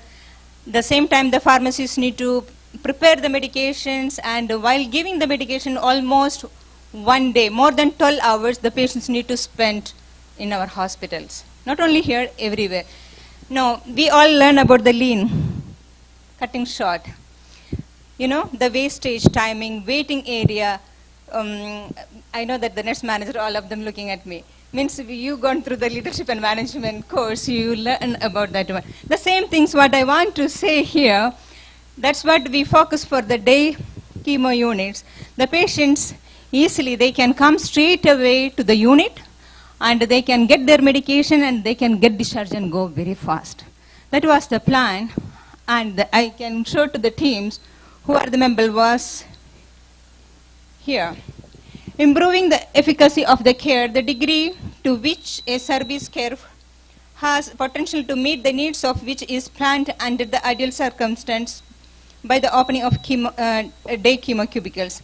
Many patients have short protocol that can be finished in 1 or 4 hours, and many times they can come to admission office at 6 a.m. and leave the rooms at 6 p.m. and their chemo schedule may be only for 1 to 2 hours. Accordingly, there is a growing acceptance of the needs of burden to the definition of quality to include both timeliness, accessibilities, and efficiency. To develop chemotherapy day units, cubicles, and schedule templates that will be account of nurse resource availability and the patient's treatment needs, to attenuate the morning and the evening patient's load, and to provide a quality of service for the patients. Due to the complexity of chemotherapy administration, nurses are recruited at the beginning, during, and at the end of the treatment. Thus, the service is compromised, and the resource constraints were violated, which leads to inevitable delay. Here the project plans. We started the project plan here. Use and redesign the storage area next to the 3 rooms at oncology units on 7th floor nearby here, accommodating to 3 to 4 patients per day. The reservations is done by the attending physicians, means the patients no need to go to the admission office. Whenever the patients go into the clinic, the doctor can book the slot for the patients. Means we can, the nurses can see the slot and which day, which patients are coming also we can understand. The same time the pharmacy will get the information and they will prepare the medications and keep it ready. Means the patient don't have any delay, they can just come to the straight to the unit which time they scheduled. Okay, now while the patient is waiting in the clinic, the doctor can reserve a slot and choose the number of hours needed, and the schedule can be created in SRC. The patients should go directly to the chemo unit at the end time assigned without passing through the admission office. The approval should be arranged in advance. The nurses will check the approval. The orders which has been placed in the clinic should be the basis of the pharmacist to act on. To save the time, not to redundance in needing to place orders again by the residents or attending physician. Now, after getting the administrative permissions and support, there will be serious meetings was took place, and Dr. Summer is the main person to call for a meeting with the project engineers and IT supports to create a the slot for the admissions and everything. And we done the site analysis, design standards, and concepts design proposals was done, and it was approved. And we had 2 rooms, that was 711A, 711B, means the morning and evening. They can easily accommodate the patients for number of the days. That's the reason A and B means morning and evening. The same way 2 rooms. You can see this is the cubicles. Now, from the October till today, the census almost we accommodate 46 cases here, and the goal to provide accessible, efficient, and timely short chemotherapy sections for our patients are met. Means the patients are very, very happy, and I can see the patient satisfaction survey. It is improved from last 2 months from 81 to 90. Means patients are very happy that they don't need to spend much time. But Shabi said that whenever the patients are coming to the hospital, the patients want to get the treatment as soon as possible, fast, and they want to leave. Means they don't want to stay here, they want to stay their home. Okay, the same way, the goal was patient satisfaction, service accessibility, service efficiency, and service timeliness. Waiting hours for the patients is diminished. The patients should go directly to the chemo units at the time of assigned to him or her without passing through the admission office. The approval should be arranged in advance. The nurse will be checked the approval. The orders which has been placed in the clinic should be the basis of the pharmacist to act on to save the time and not to have redundancy in needing to place orders again by the residents or the attending physicians. The waiting hours of the service accessibility. Here we can talk about the reservation is done by the attending physicians communicating with the nurse in the unit, and the schedule is open slot. Chairs can be created in SRC. So the attending reserve a slot which the patient is in the clinic and choose the number of hours, which are maybe some patients only 2 hours, maybe some patients is 4 hours. Okay, the efficiency, many patients have short protocols that can be finished in 1 to 4 hours, and many times they come to the admission office 6 a.m. and leave from the hospital 6 p.m. Means almost 12 hours. Means for maybe sometimes for 2 hours medication. This is the main things. These are the waiting time, going through a lot of difficulty to get the approval, and these are the main things we cut short. Utilization of empty rooms in the area of the 7th floor that need to minor refreshments and can become ready, can put 3 to 4 recliner chemo chairs in these rooms. Now, service timeliness. Long wait times of chemo patients in the admissions may adversely affect the patient adherence to scheduled appointments and recommended oncology treatment schedules. Chemo day cubicles will have reservations day by the attending physicians after communicating with the nurses of the unit, and the schedule with the open slot. Chairs can be created on the SRC so that the attending reserves a slot while the patient is in the clinic. These are the main things we done it to improve the patient satisfaction in day chemo cubicles. Any questions? Thank you. Thank you so much, Madam Sholi. So, Madam, where is the day chemotherapy room? In 7th floor also. Okay, thank you. So, we shall now proceed to the next presentation from Perioperative Services. To present OR Inventory Reduction Project, please welcome Mr. Bassam Jamil.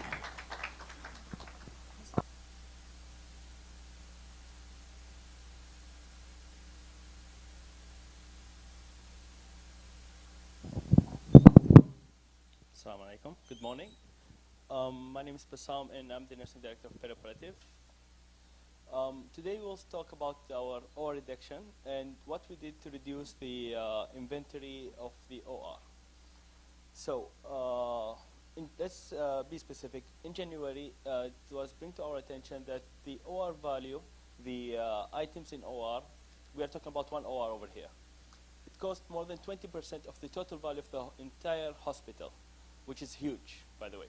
So one OR cost 20%, and let's look at the numbers. Let's look how it was at the beginning. Over here, we are talking about 80 million overall for OR, and 40 million of them are only for the trauma items, for orthopedic cases. It used to look like this. These are the accumulated items in our OR, and it was messy, many things around. People doesn't know what is there exactly. This is just some examples of what do I mean about the different sizes, different shapes of our screws, our nails, our plates in the orthopedic. And all of those are needed, by the way. So what happened over here? It all started a couple years ago. Our hospital did benchmarking with other hospitals, and they came up with an idea that we need to have something called group coding. The group coding makes the life easy for our nurses for charging the items to the patients. It makes the life easy for our supply chain to purchase from the companies. Makes many things easy. But also we have many different systems. So each system have their unique sets of items should be there. I cannot use different items for another system for other systems. And we can show you examples right away. So as I said, our hospital did benchmarking with another hospitals. Many hospitals are using this group coding. And as I said, the group coding makes the life very easy for charging the items to the patients. It makes the life easy for ordering from the suppliers, to pay the suppliers, and also during the inventory. And your inventory, instead of doing huge individual inventory, you can just put it as a group and make it much easier. So what went wrong here? Why do we have this much items in our hospital? Why do you have this huge value in our OR, to be specific? As I said, for the group coding, we are accumulating the non-use common sizes. We have common sizes which we are usually using, like the cannula. Not all of us are using the small cannulas. We are usually using the gauge 22 cannulas. This is similar over here. So here we are accumulating the non-using items, and we are using the common use items. So over the years, you can accumulate many things that you're not using, which is waste of money, waste of sources, which we can use in another areas where they really need some items, they really need supplies. We can increase salaries and so on. Why? As I said, we have the non-common items which are accumulated, and the common items out of stock, and we are still requesting. Supply chain is seeing that we have many items in our stock room, and we are still requesting, which doesn't make sense for them. But for us as an end user, as we are using those items, we know that those are really out of stock, and the non-common items are there, and we cannot use them. It's useless for us. This is an example which I just talked about. Over here you can see we have one code number, and those all items is under the same code number. You can look over here, it's different site, different sizes, and all of them is under the one code number. Not all of them are common use for us. We are using maybe 2 of those are common use, and the rest all are rarely to be used. So I don't need all of those in my unit. And if once we do the inventory per size, you can notice that we have 1 and 2 pieces of the common sizes which we really need. And we have many sizes of the non-using items, which are waste for us. So what did we do? How can we solve this one? This is a huge problem we're talking about. What we did over here, we need to identify each item per size. We need to enter them in the system. So everyone in the supply chain, in the purchasing team, can see that what do we actually need and what we don't need, and how can we get rid of things we don't need to utilize our resources over here. So we did a multidisciplinary team led by Dr. Mazen, our CEO, Mr. Ahmed Housawi, our CNO, and Dr. Professor Kashghari. Of course, internal audit was overseeing the project, nursing team, and the supply chain team as well. It was a huge project. As Mr. Ahmed said, this was the most expensive Btca outcome in our hospital. This was during the inventory. It was very messy. It was a disaster. It was a bazaar. We wasted a lot of time.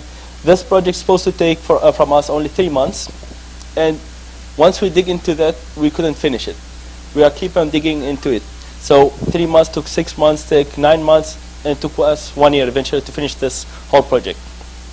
This was during the inventory. Eventually, alhamdulillah, we successfully succeed to do inventory for all sizes individually. As you can see here, we have each item have their own individual code number. All of them are already entered in the system. We start with 600 codes. We start with 600 codes. We end up with 2,525 codes. As you can see here, all the data is already in the system, in our system. So anyone from supply chain, from the internal audit, and so on, can see what do we need and what do we don't need. It makes their life easy to plan what to purchase for us. What do we need for next year? To plan the budgets, and so on. So our outcome. This is now our stock room with the codes. Those are some deals we made with the companies, supply chain, and the orthopedic team and nursing team. We sit together. We made some deals with them to reduce our stock, to take from us the non-common sizes, and in exchange with common sizes. This is another example with another famous company, Smith & Nephew. In summary, we successfully, we can reduce 20% of our stock value in OR. So we're talking about more than 3 million over here. 3 million will be shifted to somewhere else where we really need. And this also, as I mentioned, it's easy accessibility for the supply chain to plan what do we need and to avoid the out of stock. So we will not end up with a patient coming to our OR and we'll figure out that we don't have such kind of item. Huge thanks for those people. Those are the people who put the blood, sweat, and tears in this project. Of course, all of our team, but those are our stars here. This project couldn't be done without them. Thank you so much. Really, this team is the stars. They came on holidays, on weekends, after time. Those are the real people who did the actual job. Thank you, everyone. Thank you so much.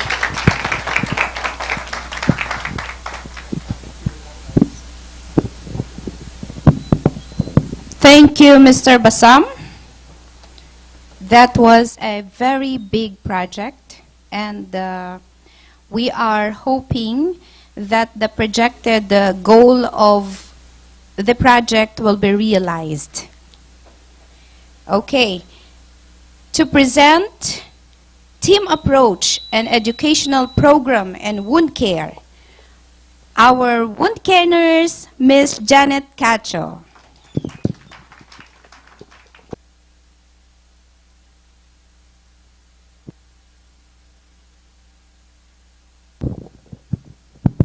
So hi, good morning everyone. After listening to every presentation, I'm a bit nervous this time, so bear with me.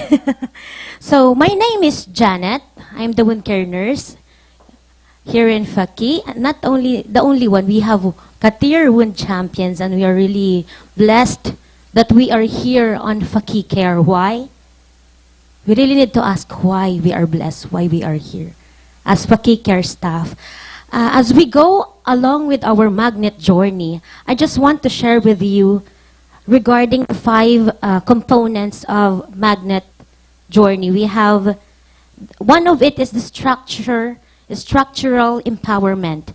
Structural empowerment enables, enhance, empower nurses, healthcare workers to be involved.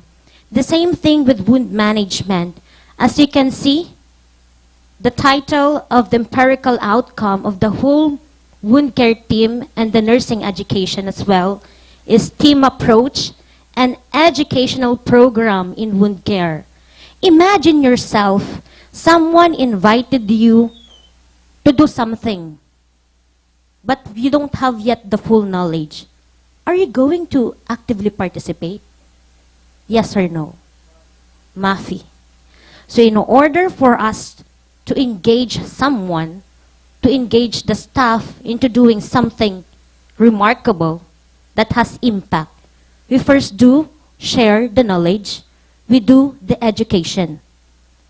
The same thing with the team. If we will not orient the team, if we will not discuss the things they're going to do, the team will not be effective. It will not be a team. It will be a failure.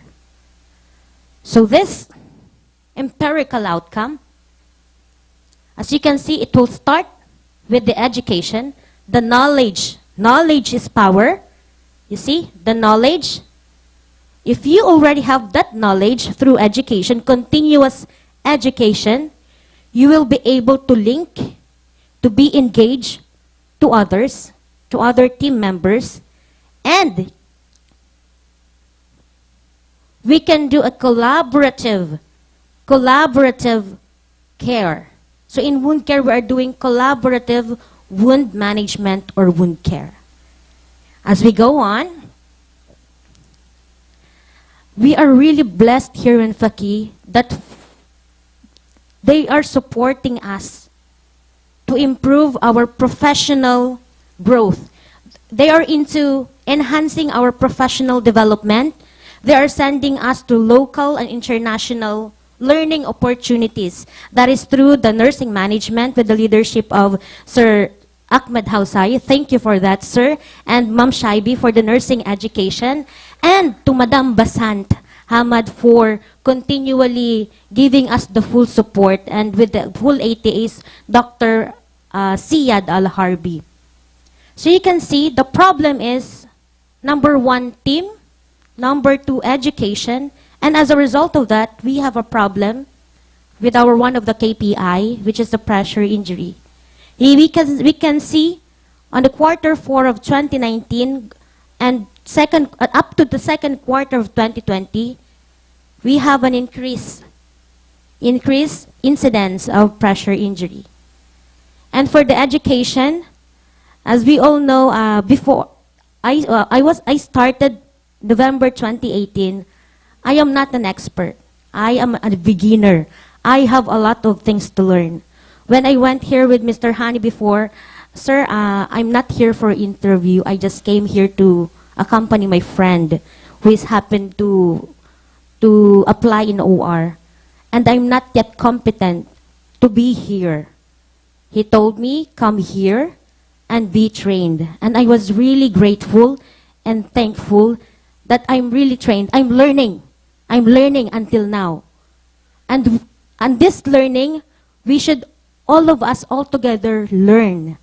So really, I'm really thankful for everyone who supported staffs, not only me. We support our staff into their professional development. In that, your staff or our staff will be also sharing this knowledge, sharing this blessing, and we can see a lot of outcomes. As what I can remember the presentation of Ms. Dorisa in ICU, they are really doing great things in ICU. Not only in ICU, but all over the areas. We have medical, surgical, maternal and child care, ambulatory services, as we can see on the outcome later on. So the problem here is there is no established team and educational program in wound care. So this identified need plays really a crucial area in healthcare because wound care is specific. Most of the patient needs wound care. Okay. So next, So what is our goal? Our goal is to reduce the pressure injury, conduct the unit-based learning activities when it comes to education, train our staff. This is structural empowerment to engage, to enhance. We have here, measure the staff satisfaction to that education. And the last one is to establish or to form a wound care team. So our participants, any outcome will not, it's not a one-man show. It's not only one. It's not only one effort. No. It comes with a team, a teamwork. So we have 4 advisory panel, which are our Chief Nursing Officer, our Director in Nursing Education, Professional Practice Development, and our Director previously for our Nursing Quality, Mr. Wissam Tanyos, and Madam Basant Hamad, the ATA Director, Academic and Training Affairs.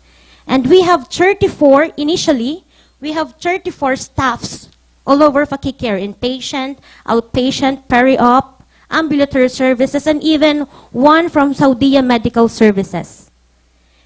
And 5 content experts. We invited our physicians, surgeons, plastic surgeons, dietitian, and our nurse manager as well to impart their expertise.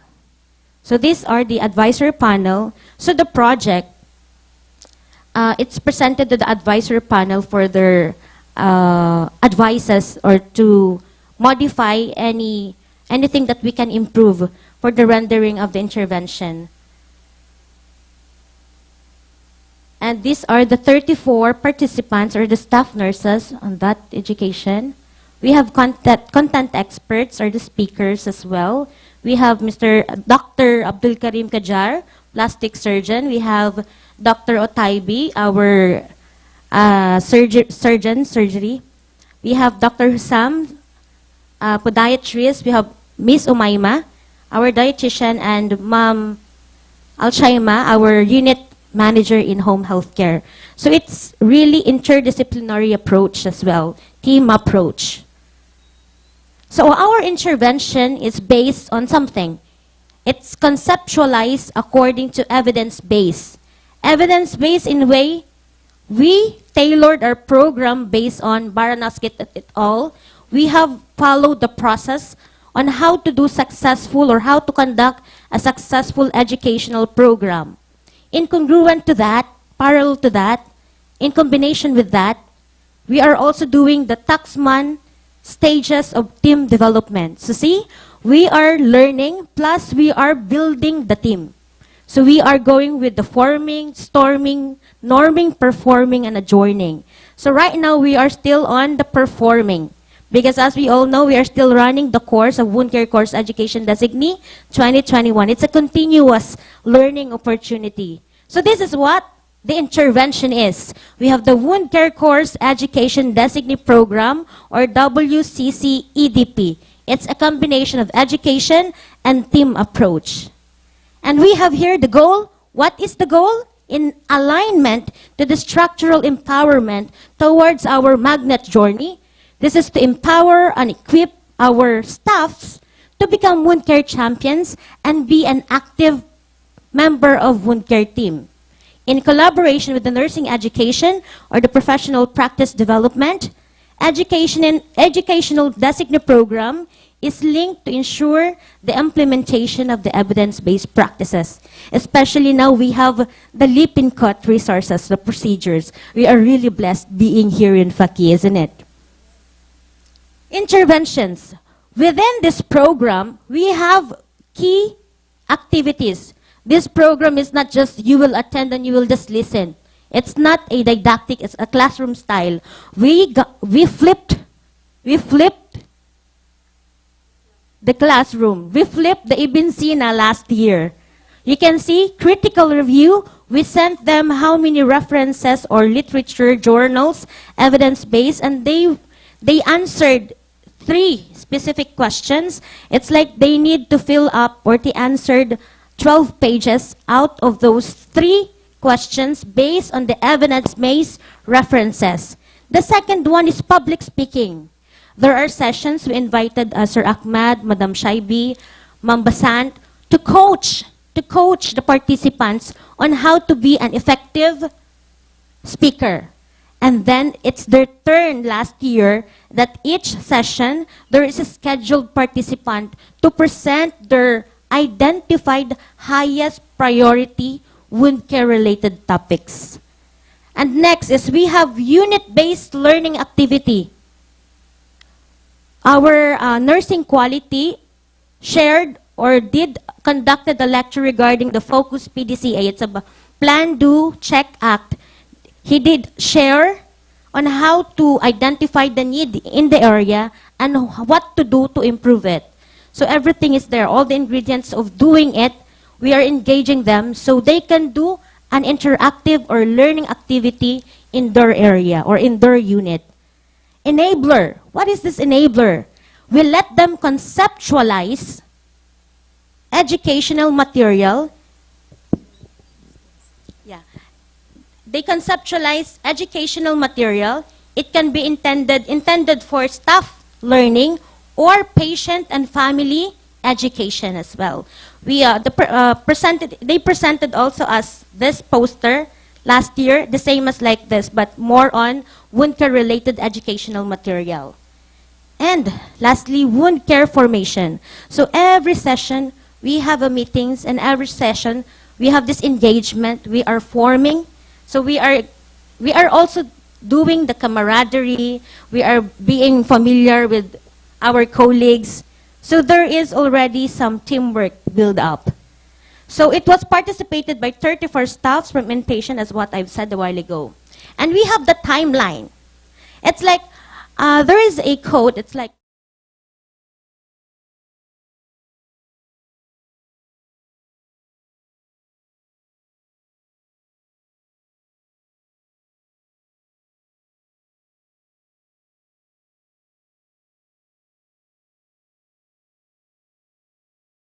learning activities, the learning opportunities. So the outcome, let's go to the outcome. The outcome is, you can see the intervention, the 6-month educational program and team building. From the pre-intervention, as you can see, though it's not how the quality people can be effective or be more in interpreting this one. But as you can see, merely seeing it, we can see a downward trend. It's improving. Next. We have almost 30 unit-based learning activities. You can see from the ICU 1, medical surgical ICU 1 and 2. You see AMS. Let's give them a round of applause for doing this one, for conducting. We have from medical surgical, 6th floor, 2nd floor. It's a combined interactive. We have Saudia Medical Services, OPD Building 7, and orthopedics. We also have from Pedia, from Tiger, from OB-GYN. You can see the smile of 3 over there. As you can see, it's a learning, it's a fun activity. The same thing with CSSD. CSSD is also involved in the wound care. We have medical surgical from the VIP, from 5th floor, and from Mama Sholi. And you can see the home health care as well. And even delivery room. And out of 34 participants, 28 successfully completed the wound care course education designee program. Why only 28? As what I've said, those 34 went through those activities and they are graded accordingly. So if they will get the 75% and above, they will be called wound care champions. So they successfully, the 28 successfully, and really, I'm really proud of these 28 participants, wound care champions. We have the 1st, 2nd, and 3rd. And number 4, measure the staff or the champions' satisfaction towards the education. How did the participant evaluated the education?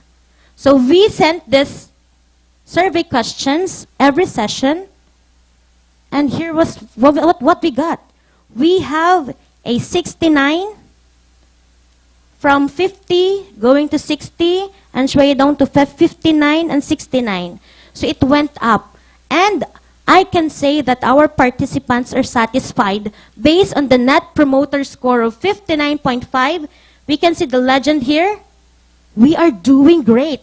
We are doing great. So thank you very much for the nursing education and the nursing management for the learning opportunities.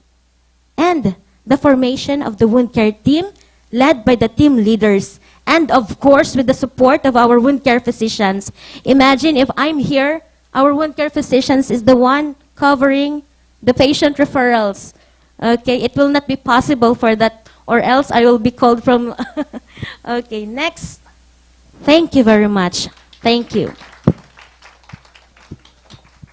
Thank you so much, Janet. So as of now, we have a total additional 28 wound care champion. That is excellent, Janet. Okay. We would like to request or inform 3 of our poster presenters, Joseas, Sherilyn, and Giselle. Please prepare your poster, as after this next presentation, you will be presenting the 3 posters. Okay? Rose from PQ also. So 4 of them.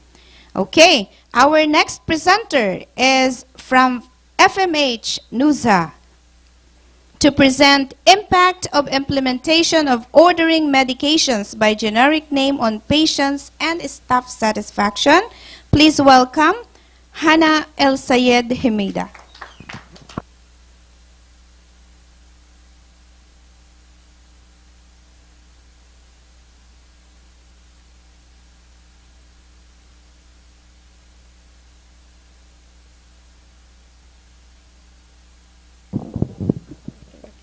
Okay, good morning everyone. I'm Hana Hamida from Ambulatory Medical Service, FMH Nuzha Nursing Manager.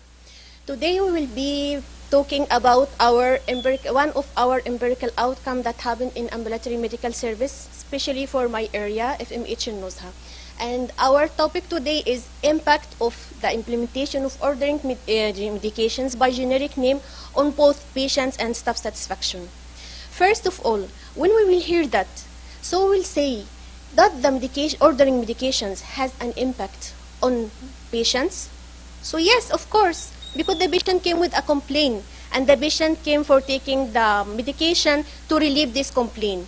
But that the ordering of medications affects staff? Yes or no? It's what we will know now, and it's of course yes. If it's affecting the staff, which staff it's affecting? Are them nurses?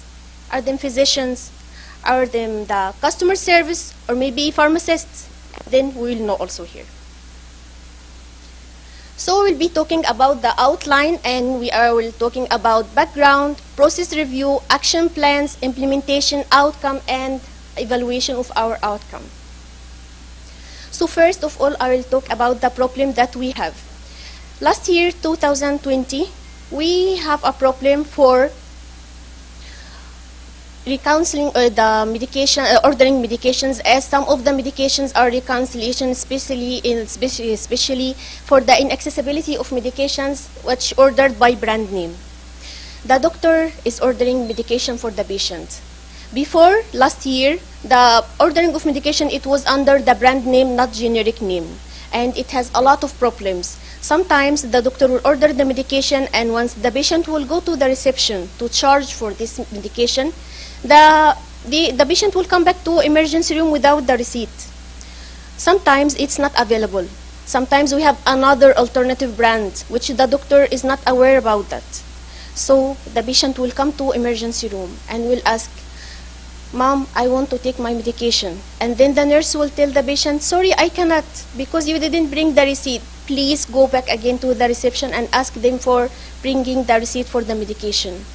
And then the patient will go back there. Again, there will be a problem, and the patient will come back without having the receipt. And it will affect the patient, because the patient came to take the service for him. Sure, he came with a complaint.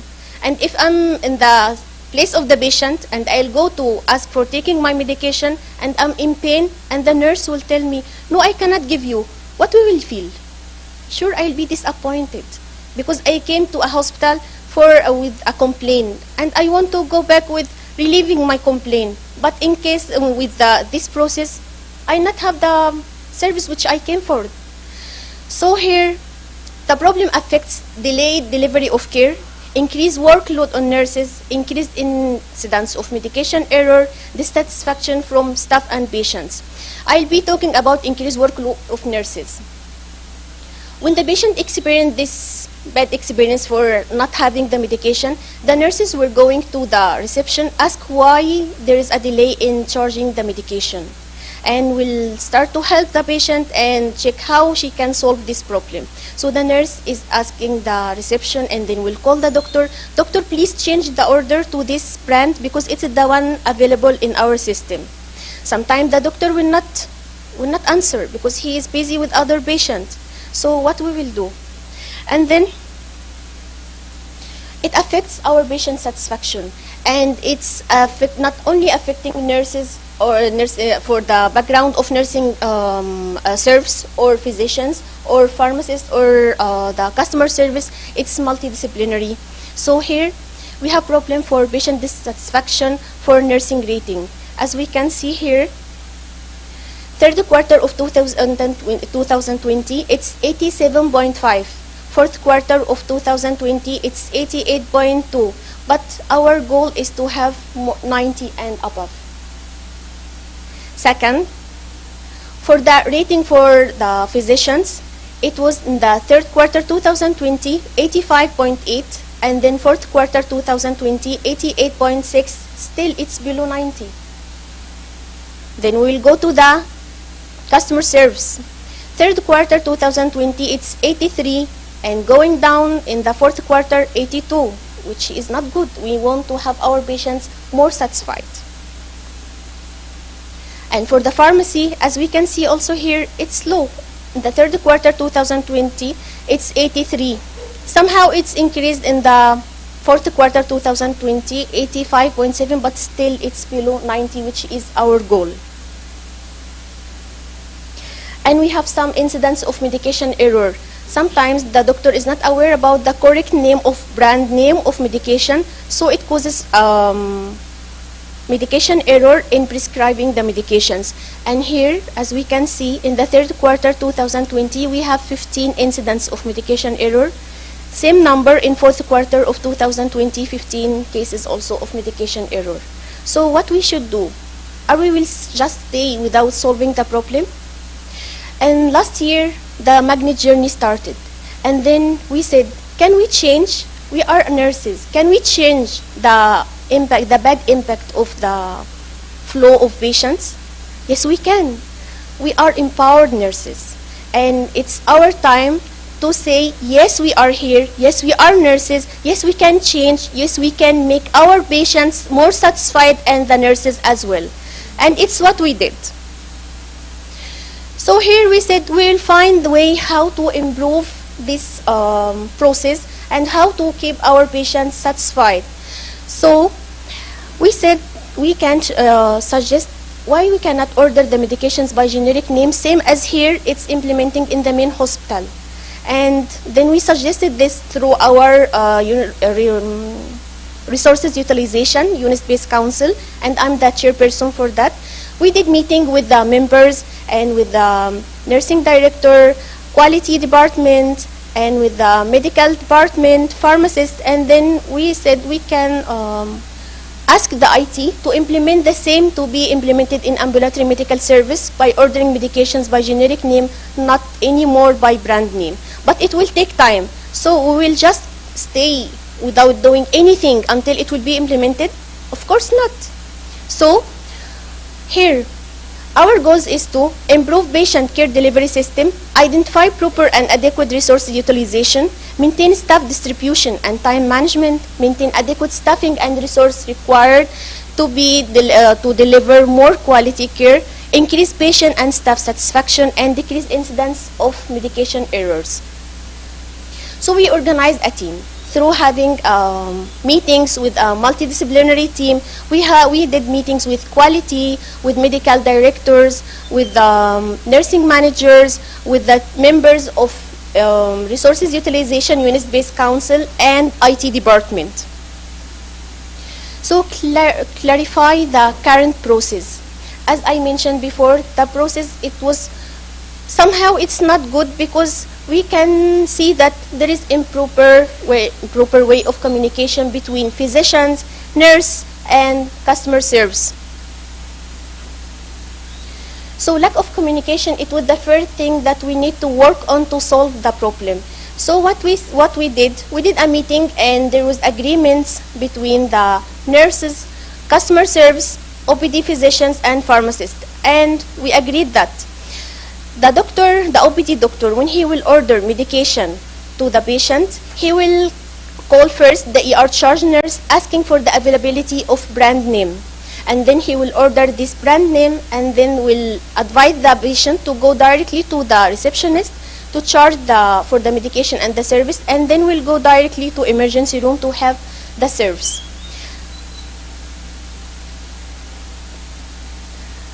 When we start to do this process, really it affects, somehow it's improved the process, because now the patient is not waiting anymore in the reception. The nurse doesn't want to go to the reception to solve the problem. We don't have more patients waiting to solving their issues with charging medications, and the nurse will feeling better, and she will have proper time to deliver the proper care to our patients. So here we start our focus BTCA. So for the BTCA cycle, we start to plan. We did meetings with the staff, with other departments, and to discuss about the flow of patients until we will have our project to be implemented, which is implementing ordering medications by generic name. And here we start already, the physicians are calling the nurse first, and then we have a proper way of communication between all the departments, and the patient will not suffer anymore. In this year, 2021, in May, especially for May, we started the ordering medications by generic name. So what we did, we sent to all our OPD physicians the list of drug formulary from the document gate, and we teach them how to search by the generic name through using the brand name, because of course it's new. So we don't want to have any errors anymore. And then it starts already, and let's see together the outcome of that. So after implementing ordering medications by generic name, there was a proactive identification patient needs, mobilization of internal resources in a timely manner, improvement in a delivery of patient care, improved communication among the healthcare team, and allow each service to focus on problem definition and solution identification, which lead to have more patient satisfaction and for the staff as well. Here we'll check the outcome of our process and our project. So let's see here. Before we said in the third quarter 2020, it was patient satisfaction regarding to nurses service. So it was 87.5, and then here in the second quarter, the implementation of ordering medications by generic name, it improved. See here, mashallah, it's 91.3. And then we still keeping in improvement, and now in the third quarter of 2021, we are 93.7, which means that really we succeed to change. We are nurses, and we able to change whatever we can see that still need for more improvement. Now, let's see, it's for the nurses. Let's see for the other departments. Does it affect or not? So here, patient satisfaction overall rating for physicians. We started here in the third quarter of 2020, 83. See now where we are. In the third quarter 2021, it's 93.7, which is a big, mashallah, big successful for us, for our physicians as well. Let's go to other departments. For the customer service, in the third quarter 2020, it was 83. See now where we are. Now in the third quarter 2021, it's 86.2. Yes, still it's below 90, but it's improved, and inshallah keeping going on and for more improvement. Finally, for the overall rating for pharmacy, we start in the third quarter 2020, it was 83. See now where are we? Here in the third quarter 2021, it's 90.3, which, alhamdulillah rabbil alamin, it's above 90, which is our goal. And then here for the incidence of medication errors, in the third quarter of 2020, it was 15. See now, third quarter 2021, only one case of medication error. So alhamdulillah, it means that really we succeed in our project. And here we have our patients more satisfied, and then we may see different races, we may see different faces, but all together we are working as one team under Fakeeh Care, and together we strive, together we conquer, together we achieved our goals, and together we have the more patients and staff satisfaction. So thank you.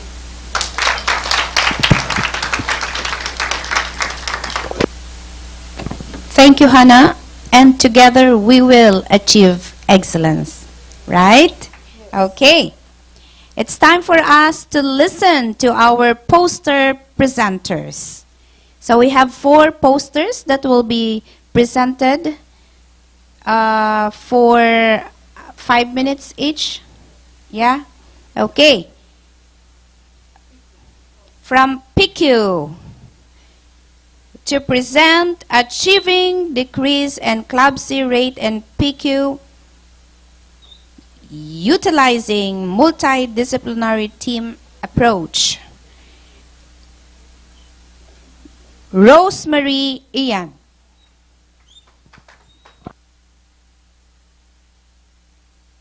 Rosemary Ian.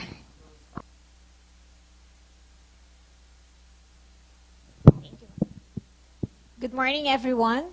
I'm Rosemary Ayan Panganiban from Btca. I'm here to present the CLABSI rate of Btca department. So, as per the CDC, CLABSI is a laboratory confirmed infection where the central venous catheter was in place and in place a day and prior to the culture. So, Btca patients are vulnerable to develop CLABSI because of the disease, low immune system, multiple medications, and even difficult in peripheral IV access. So here in this data, we have 5.8 in quarter 1 of 2020 and shoot up to 7.9 in quarter 3 of 2020. So we identify some risk factors that contribute in increasing the CLABSI rate. So our goal is to reduce or decrease the CLABSI rate in Btca department by improving the compliance in infection control measures, CLABSI bundles, and increase the awareness of the staff. So with the help of our colleagues, infection control director, designee, our nursing director, our nursing manager, our Btca intensivist, our UBC quality and patient safety, and all the Btca staff helps us to formulate an action plan or interventions to aim for our goal.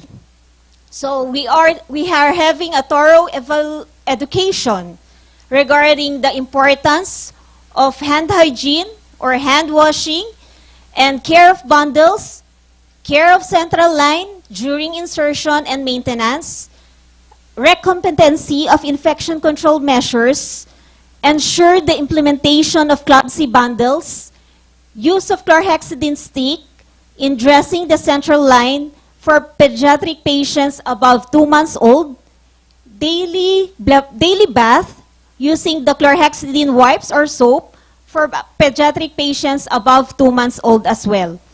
So we have also some interactive activities that helps us to enhance and increase the awareness regarding this central line. So as a result of all concerted effort and outcome of these interventions, so from 5.8 and 7.9, we decreased to 0 by quarter 1 and quarter 2 of 2021. Thank you. Thank you so much, Rosemary. Okay, we shall now proceed to the next presenter from Outpatient Department to present ensuring accuracy and correctness of measuring patients' height and weight. Please welcome Joseas Gabriel Sinagote.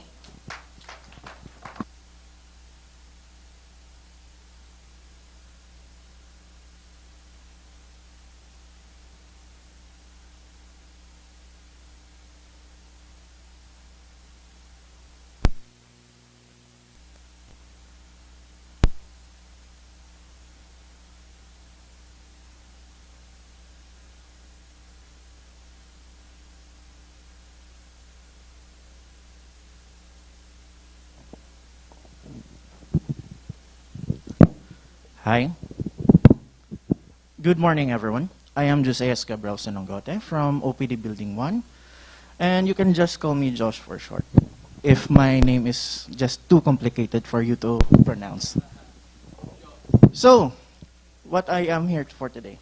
What is my poster all about? My poster is all about, you cannot see. So, ensuring the accuracy and correctness of measuring patients' height and weight. Inaccuracy of measuring patients' height and weight was found by our nursing management. Inaccuracy. So, they formed a unit-based council to address to this issue.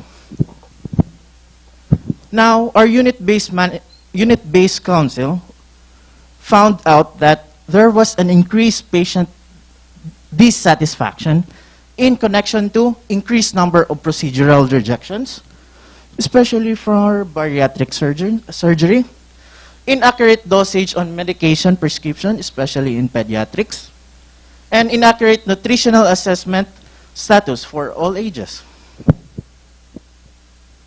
What are some reasons?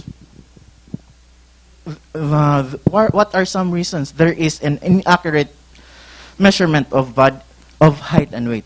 One, patient has a headwear.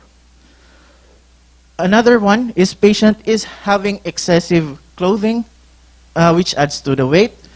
Patient has something on his pocket like cell phones, watches, or pouches, which also adds to weight.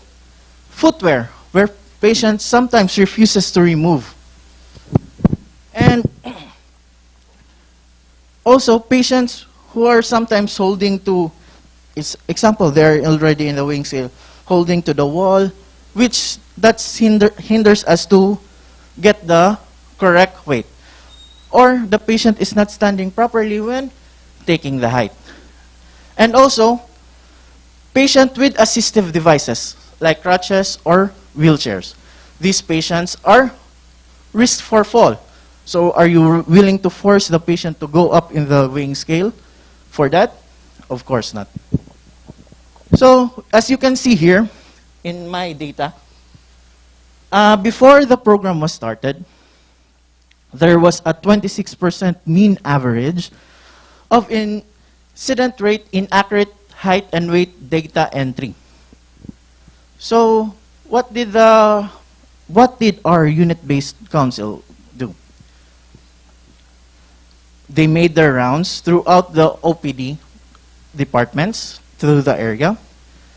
They asked one person as the control to measure his or her height and weight and recorded the variances and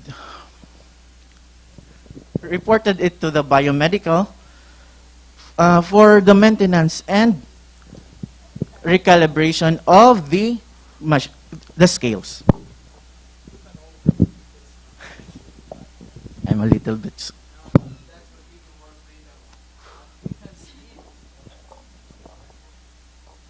To continue. During also these rounds, they also took the advantage in educating our staffs in the proper way of measuring height and weight. And also, they empowered our nurses to report the variance they see in the data entry for each patient. And thus, they come up with a solution with the help of the hospital's policy and procedure, with the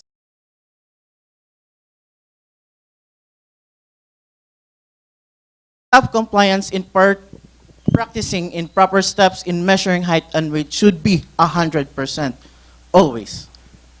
Number two, 100% compliance of checking patient's height and weight upon each visit to the clinic, especially when it's a non-follow-up or it's a new patient. Then, complete documentation of patients who are refusing their height and weight taken. Maybe they don't like their weight taken. They are afraid to see how heavy they are. Four, strict implementation of the guidelines, measuring patients' height and weight, removal of headwears, removal of excessive clothes, removal of things in the pocket, removals of footwears, and also proper documentation for patients with assistive devices like crutches and wheelchairs. And we should not be relying on patients. They come to the clinic. I know my height. I know my weight. This is my height. This is my weight. No, we should measure it ourselves to see if what they say is correct.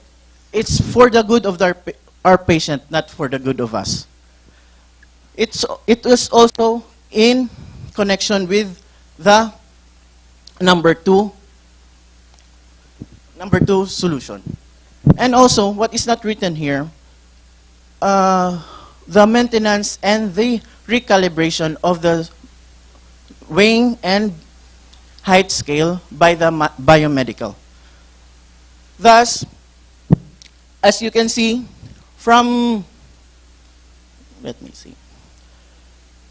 July to November, now there is a downward scale in our graph, which means that there is a progress with our program. There is a improvement.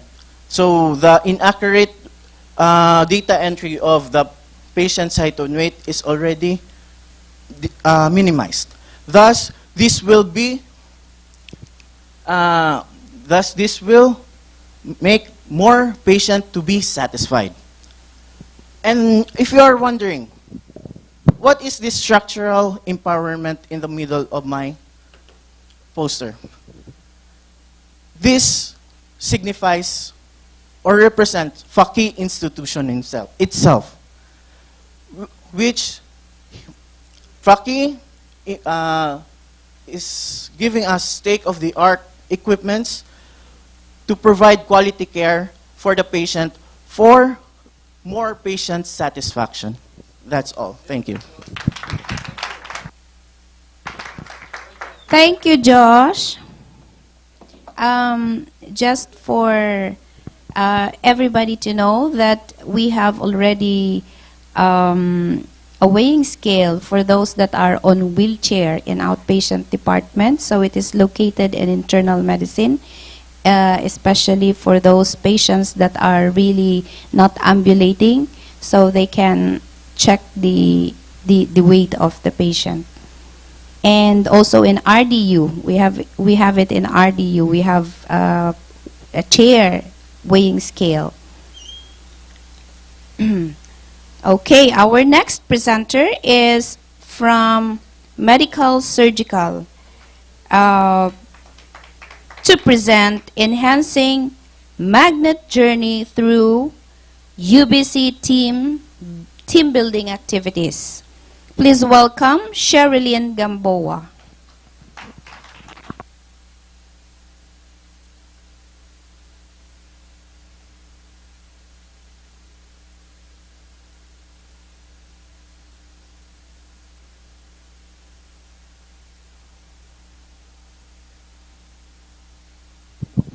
Hello? Yes, can you hear me at the back? Yes. Good afternoon, everyone. So, who doesn't like team building?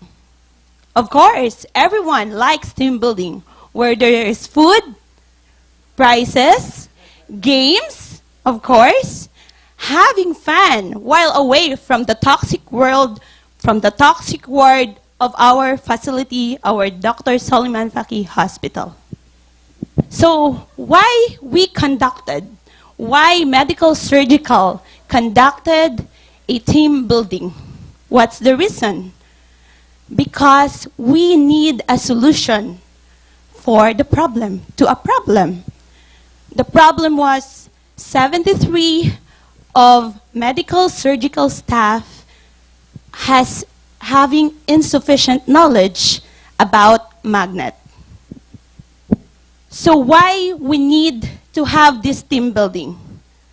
Of course, we need this because we work together toward a common goal in a coordinated and cooperative way. To improve, of course, working relationships and team functioning, such as problem solving, decision making, and conflict resolution that enable to the staff to overcome any blocking goal barriers. Somehow, taking employees away from the toxic ward will help staff break down political and personal barriers, eliminates distractions, and have fun for a short period of time. So, our goal is to clarify mission and vision of Magnet, shared governance, patient practice model, and our UBCs. Establish roles and responsibilities of the team member in Magnet journey. Then, identifies team strength and weaknesses, clearly defines objectives and Magnet goals, and lastly, improves morale and leadership skills. So, who among us are our participants? Of course, our CNO, Mr. Ahmed Hausawi. Thank you, sir, for being there last October 9. And our CND, Madam Shali Kabungal. Our very supportive managers to help us arrange our Magnet member staff schedules. Thank you to the MS managers. And of course, 36 members of Magnet staff in MS ward. So, thank you. So, our intervention. So, prior that, we have this pre-intervention. Why we come up for that 73? Because we randomly made rounds and asked about Magnet. And of course, out of that 100%, 73% has insufficient knowledge about Magnet. So, our intervention, we had our team building. Of course, I want to take this opportunity to thank Mr. Ahmed for being so supportive in terms of his initiative to have this finances for our team building, not only for the medical surgical unit, but for the entire nursing department. Thank you, sir. And of course, last, we had this team building we held at Alkima Park last October 9, 2021. This is our first medical surgical Magnet team building. So we have to come up with these activities. So I will play this one so that you can see. I think. Okay. So we came up for the role-playing, cheers and yells, spaghetti marshmallow tower, charade, sack race, give me what I want. All of that games, we had all of that activities, we had that one last October 9. So, our outcome. So what is our outcome? So after that activities, we had this online survey monkey. So out of that 73%, after that post-online survey monkey, we had an 88% retention of knowledge from the medical surgical staff who had attended, who had participated in our medical surgical team.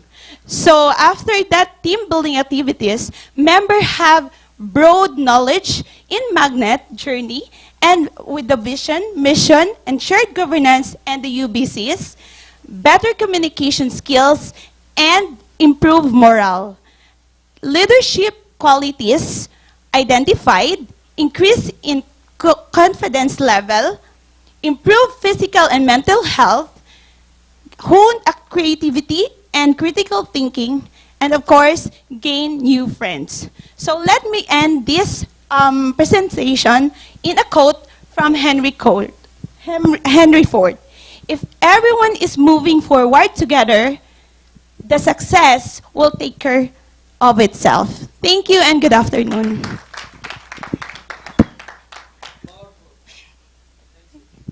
Thank you so much, Sherilyn. Working in a healthcare facility is really a challenge. Every day it is busy, and it is always good to have once in a while a team building. Do you believe that Dr. Suleiman Fakeeh is a toxic place? Of course no, it's not a toxic place. She just used the term to say that we are busy as nurses, and it's good to have a team building once in a while. Okay?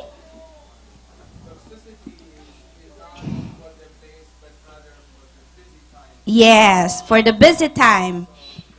And at this point, we also would like to thank Dr. Mazen Fakeeh for giving us financial support in having our team building for all the service lines in nursing.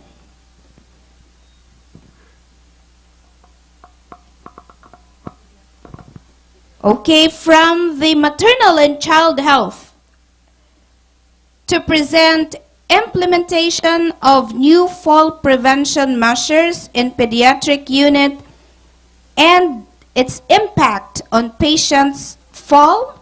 Please welcome Giselle Castronuevo.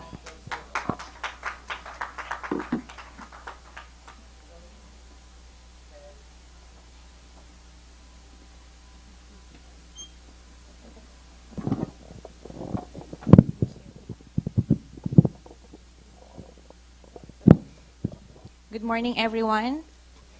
Hi, I'm Giselle Rose from Pediatric Unit. I'm here to present to you today regarding this poster is all about reducing fall incidence in pediatric department. So this year, we had in pediatric unit, we had a notable increase in mixed population of admissions. And this includes from surgery, adult surgery, and OB-GYN cases. I think most of us can relate on that. And together with this mixed admissions, we also experienced, or we had several falls, not only in pediatric, but also in one from surgery and also one from OB-GYN. So it's sad to say. But during the and it happened in the second quarter of this year. And despite of stressing the importance of fall preventions in all population in the pediatric unit, again, unfortunately, during the third quarter of this year, we had 2 cases of fall in our unit, both from pediatric population. And having this consecutive quarters, having fall incidents in our unit, it is an alarming situation for us. Even if it's 1, it's still alarming. And having 5 total in 2 consecutive quarters, it is a high rate. So to avoid this incident happen again, our department, pediatric department, had a collaboration, we had a collaboration with different. We had a multidisciplinary team approach. We have collaborated with the QPS headed by our chairperson in pediatric. We also had collaborated with the OB/GYN department, labor and delivery. And also we have included our general aides, both Arabic and English-speaking staff. And after having this meeting, the goal of this meeting, or the goal of this meetings, is to decrease the incidence of falls in pediatric unit, not necessary on pediatric population alone, and to maintain, if not zero, at least reduce our fall rate until the end of this year. So what we have done to achieve this reduced rate. So we had several meetings with the said department, and at the same time, initially during the month of February, we had created this initial posters attached to the baby's crib, to give more attention to the parents. And you know what? Honestly speaking, it's so hard, especially if the parents of your kid or your patients is not a newly parents, when they have 2-3 children. Because when they arrive, one of the first things that we have to educate them is about fall prevention. And they would say, "Sister, you know what? I already have 4 children and no one fall." Right? And if that's the statement, what can you say? Or, "Sister, I know where my child could rest best, and it is beside me, not on that crib." And they don't like our cribs, frankly speaking, They call it cage, most of them, they call it cage. So, but then, as professionals, as caregivers, as nurses, we have to, do our job, and sometimes they don't take it seriously, this reminders, this education, until the time we say, "You know what, Mama, Baba, if this Hamudi will fall down, walay, tomorrow you will not see me here anymore. I'll be flying back to the Philippines." And that's the only time, really, it's the only time they take that this education is really serious. Or sometimes, let them play, and then all of a sudden, boog, diba? So, And, just like I've said, it was 2 consecutive quarters we had numbers of falls. And of course, our collaboration with NCAs, general aides, both Arabic and English-speaking staff, it helped a lot, And you can call them anytime, they are readily available. And of course, their education is also documented. And again, after having 2 more incidents of fall during the 3rd quarter, it happened in August in 2 pediatric patients. Again, we had a meeting with this team, and we had formulated to add 2 more posters, catchy posters, that was put inside the patient room. So now if you would go to a pediatric room, you would see 3 posters. 1 on the baby's crib, 1 inside the patient's room, and 1 in the toilet. So, and it is not only a reminder for patients or parents of the patients, it is also a reminder for us nurses that whenever we come to the patient's room, we see these posters, we are being reminded, "Mama, Baba, mumkin, raise the side rails," or "Mama, Baba, mumkin, if you go to the toilet, we see the poster, we are assisting OB patients, Mama, where is your stocking?" So, things like that. So it is not only a reminder for patients, but for us also as in the healthcare workers. And our outcome, 3 months after the implementation of these additional posters that started in August, we didn't have any fall. So, and though the month of December is not yet finished, we are still hoping that we could achieve this 0 fall rate. Thank you.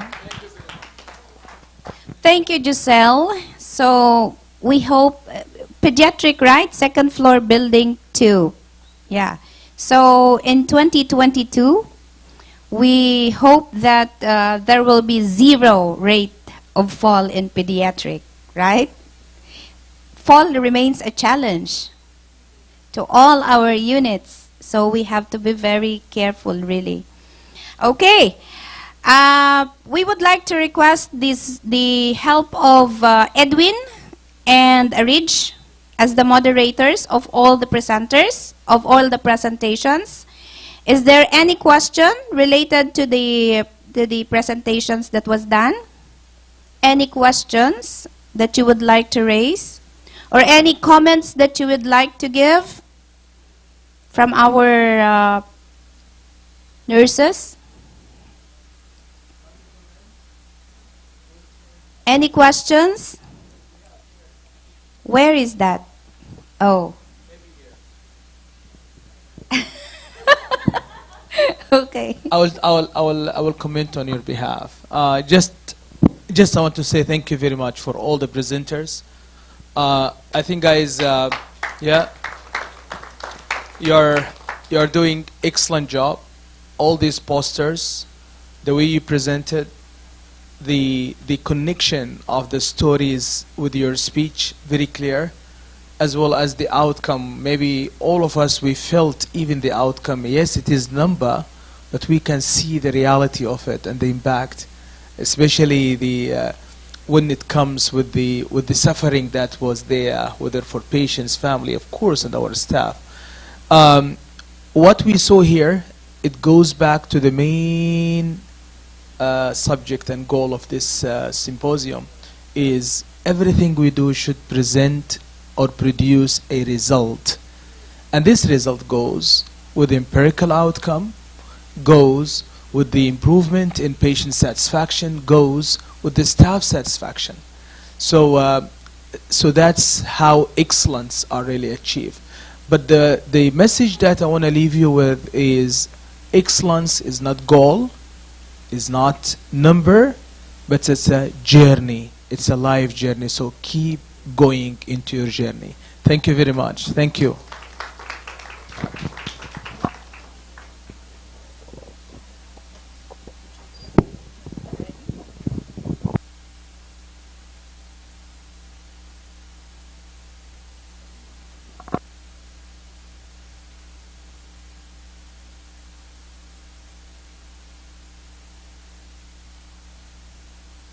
I got a task from the organizing team. All right, now I want to ask you questions. Anybody can give me, if somebody just opened the door here and he said, hey, what did you learn so far since early morning until now? In 3 seconds, just one statement. Anybody want to share? Anybody want to say, yes, Bassam? Our hospital reduced the patients' fall, reduced the infection rate in our hospital. We successfully reduced also the inventory in OR, weighing the patients, many empirical outcomes in our hospital. The team succeed. Thank you very much for going zeros. Any more? Any more? Any more? Yes, yes, I have at the back. Oh, I have Edwin here. I've learned as a summary, that excellence is always a journey. And in that journey, there is a nurse. Woo! That's great. I saw somebody here. Yes, Christine, and then we'll go to Jen. If someone opened the door and we ask, I will tell them that we are celebrating the result of our empirical outcome through shared governance. Beautiful. Excellent. Excellent. And Jenny here. In everything we do, it should align to our mission, vision in our hospital. Excellent. That's the alignment. Transformational leaders. Yes. Reaching our goals with commitment and team. That is what I like. Beautiful. So commitment and team. We learned yesterday from Professor Mustafa that we have accountability and responsibility, but accountability is meaningless if not commitment. Huh? So responsibility plus commitment. Yes, Samia. Good morning, everyone. My name is Samia Al-Hweti. I came to attend this symposium from Tabuk military hospital. Actually, how I wish to be a part of this team. Really, since yesterday, I came from a very hectic environmental hospital. And I'm sorry to say this, But really, since yesterday, I feel the spirit of teamwork and how you are all lucky to work in this hospital. Oh, wow, wow, wow. Thank you, Samia. Well, I think I'll conduct your interview today. To make sure your job offer will reach the book before you reach there. Okay. Sir, if teamwork is the best word we could say right now, because if we don't have teamwork, we cannot achieve everything we have right now. Absolutely. Thank you very much. By the way, if I see Jamaica, I see another Jamaica here. Very familiar with them. Yes. Oh, Turkey is speaking. Yes, Turkey. Thank you, everyone, again. Just I want here to give 2 points what Mr. Ahmed is talking about. What I have benefit for this symposium, we identify where we are now and how the nurse they can make the changes to improve. Also, how we can meet our purpose and maintain and to continue improving this purpose, not only to meet this one. Excellent. That's great. And I want to comment on purpose. Everything with purpose will remain. Purpose is your engine. Purpose is your goal. Purpose is your soul. Purpose is your vision. Purpose is why you are here. So keep always purpose. Big purpose. Make your life. Yes, we have somebody. Is it Janet? Janet is speaking. One word I can say once I open the door, it's a harvest. Harvesting time for our hard works. We are reaping our hard works for all the 2020, 2021, and all the COVID times. Beautiful. Really, excellency to Fakeeh care. Thank you, Janet. Thank you. That's great. That's great. And here we go. Yes. I think, sir, that sometimes we have to think first for a situation of our patients. The same that what you said, the same mama that we saw in our video, put ourselves to like them. Because time will come, we will the same with them. We will sit in this bed the same with our patient. And then for the nurses, that the same that we present, the same like them. Without no knowledge, no power. That's great. Thank you very much. Excellent. Excellent. This is the power of empathy. Yes, here we go. I'm proud to be a nurse. Excellent. Thank you very much. That's great answer. And when you say proud to be a nurse, you feel it. And this proudness is not just being a nurse, but proudness being a nurse that making difference in people's life. But I love the empathy. Empathy is our SE node of life. You see in our heart, SE node comes from the SE node and make this heart bumping. Empathy is the SE node of our life. If mafi empathy, mafi life. So that's great. Thank you very much. Excellent. Anything more? Any answer? I have people actually have a line just waiting to hear your answer. So what are you going to tell them in these 2 days we learn? Nothing impossible, isn't it? Nothing impossible. The impossible is just a limit in our mind, but it's not reality. The reality is everything possible. As far as we have commitment and we have feeling of urgency that we can do something.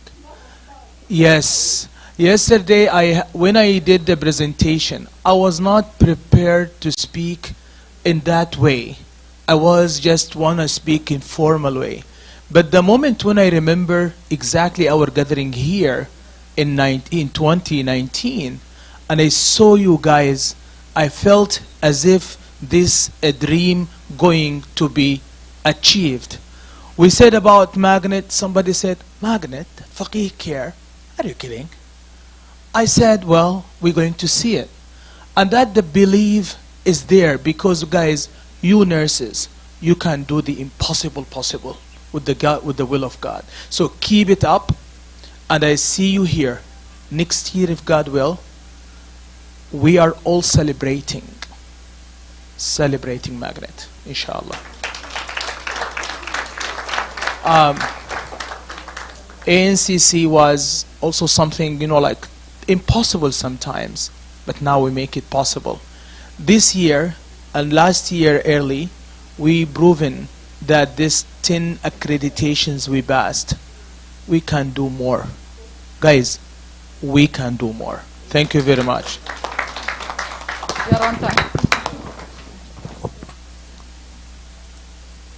Thank you, sir, and thank you for all those nice comments from our nurses and our visitors. So at this time, we would like to appreciate the people behind the success of the 2 days nursing symposium. Okay?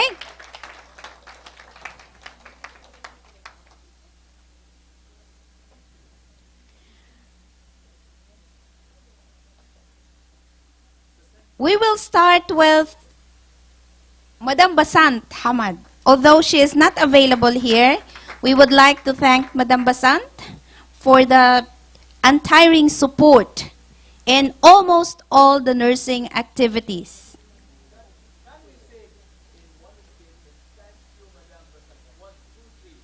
Thank you, Madam Basant. Okay. Next is Mr. Haidar Al-Atas from marketing. Okay, someone has to take the picture. Someone has to take the picture. They are always with us whenever we are having the nursing events, nursing activities. Thank you so much, Haidar.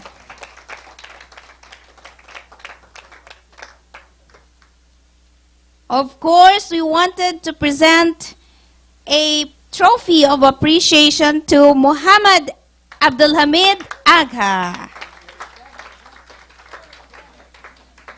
This team is our partner.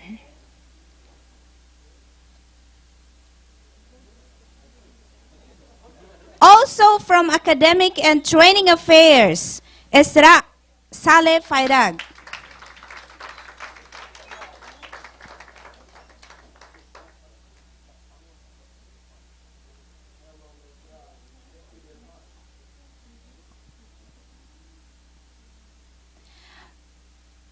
Mr. Yahya Al-Shatter from marketing. Muhammad, you can take it and just present it to Mr. Yahya. And Mr. Badr Muqdad, the Director of Marketing.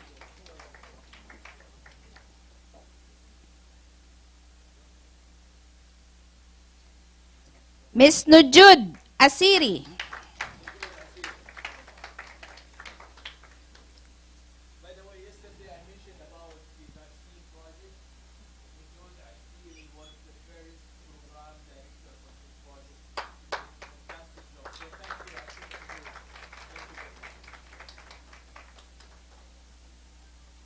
Muhammad Abdul Kader.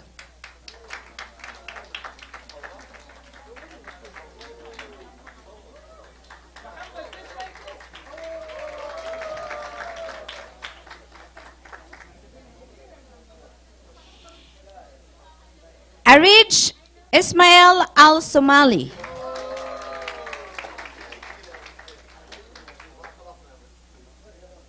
Edwin Quijada.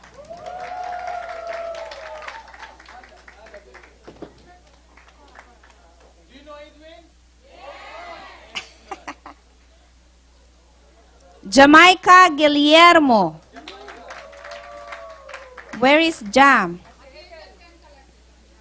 Akel.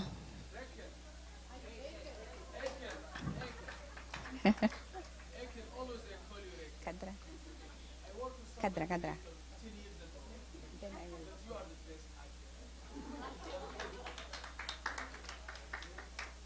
Kadra Omar.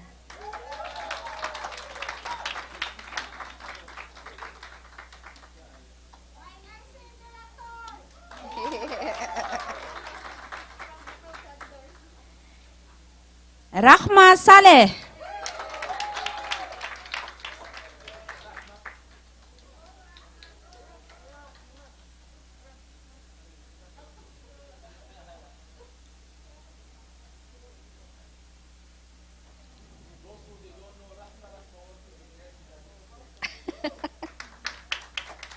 Rickily Ontemara. Yay.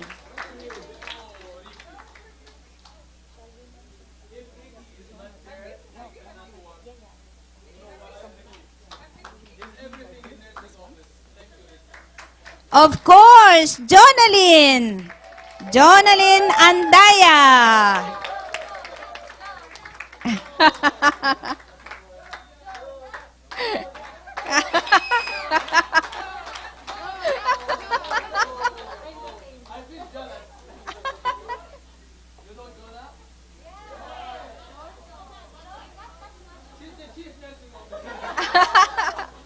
From Academic and Training Affairs, Muhammad Subtain.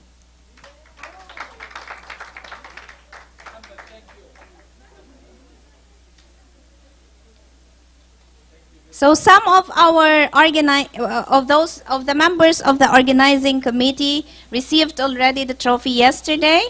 Maria Corazoniero, Janet, Anissa, Misholi, Mr. Basam, Ms. Shaibi, Sir Ahmad, and me, Sandra. Okay. Okay. That ends our program. But in the afternoon at 2 p.m., please be back. We're going to have our Daisy awarding and the appreciation of those units that had 0 fall, hospital-acquired infection, and hospital-acquired pressure injury. 2 o'clock. See you all in the afternoon. Thank you so much for attending the 2 days nursing symposium.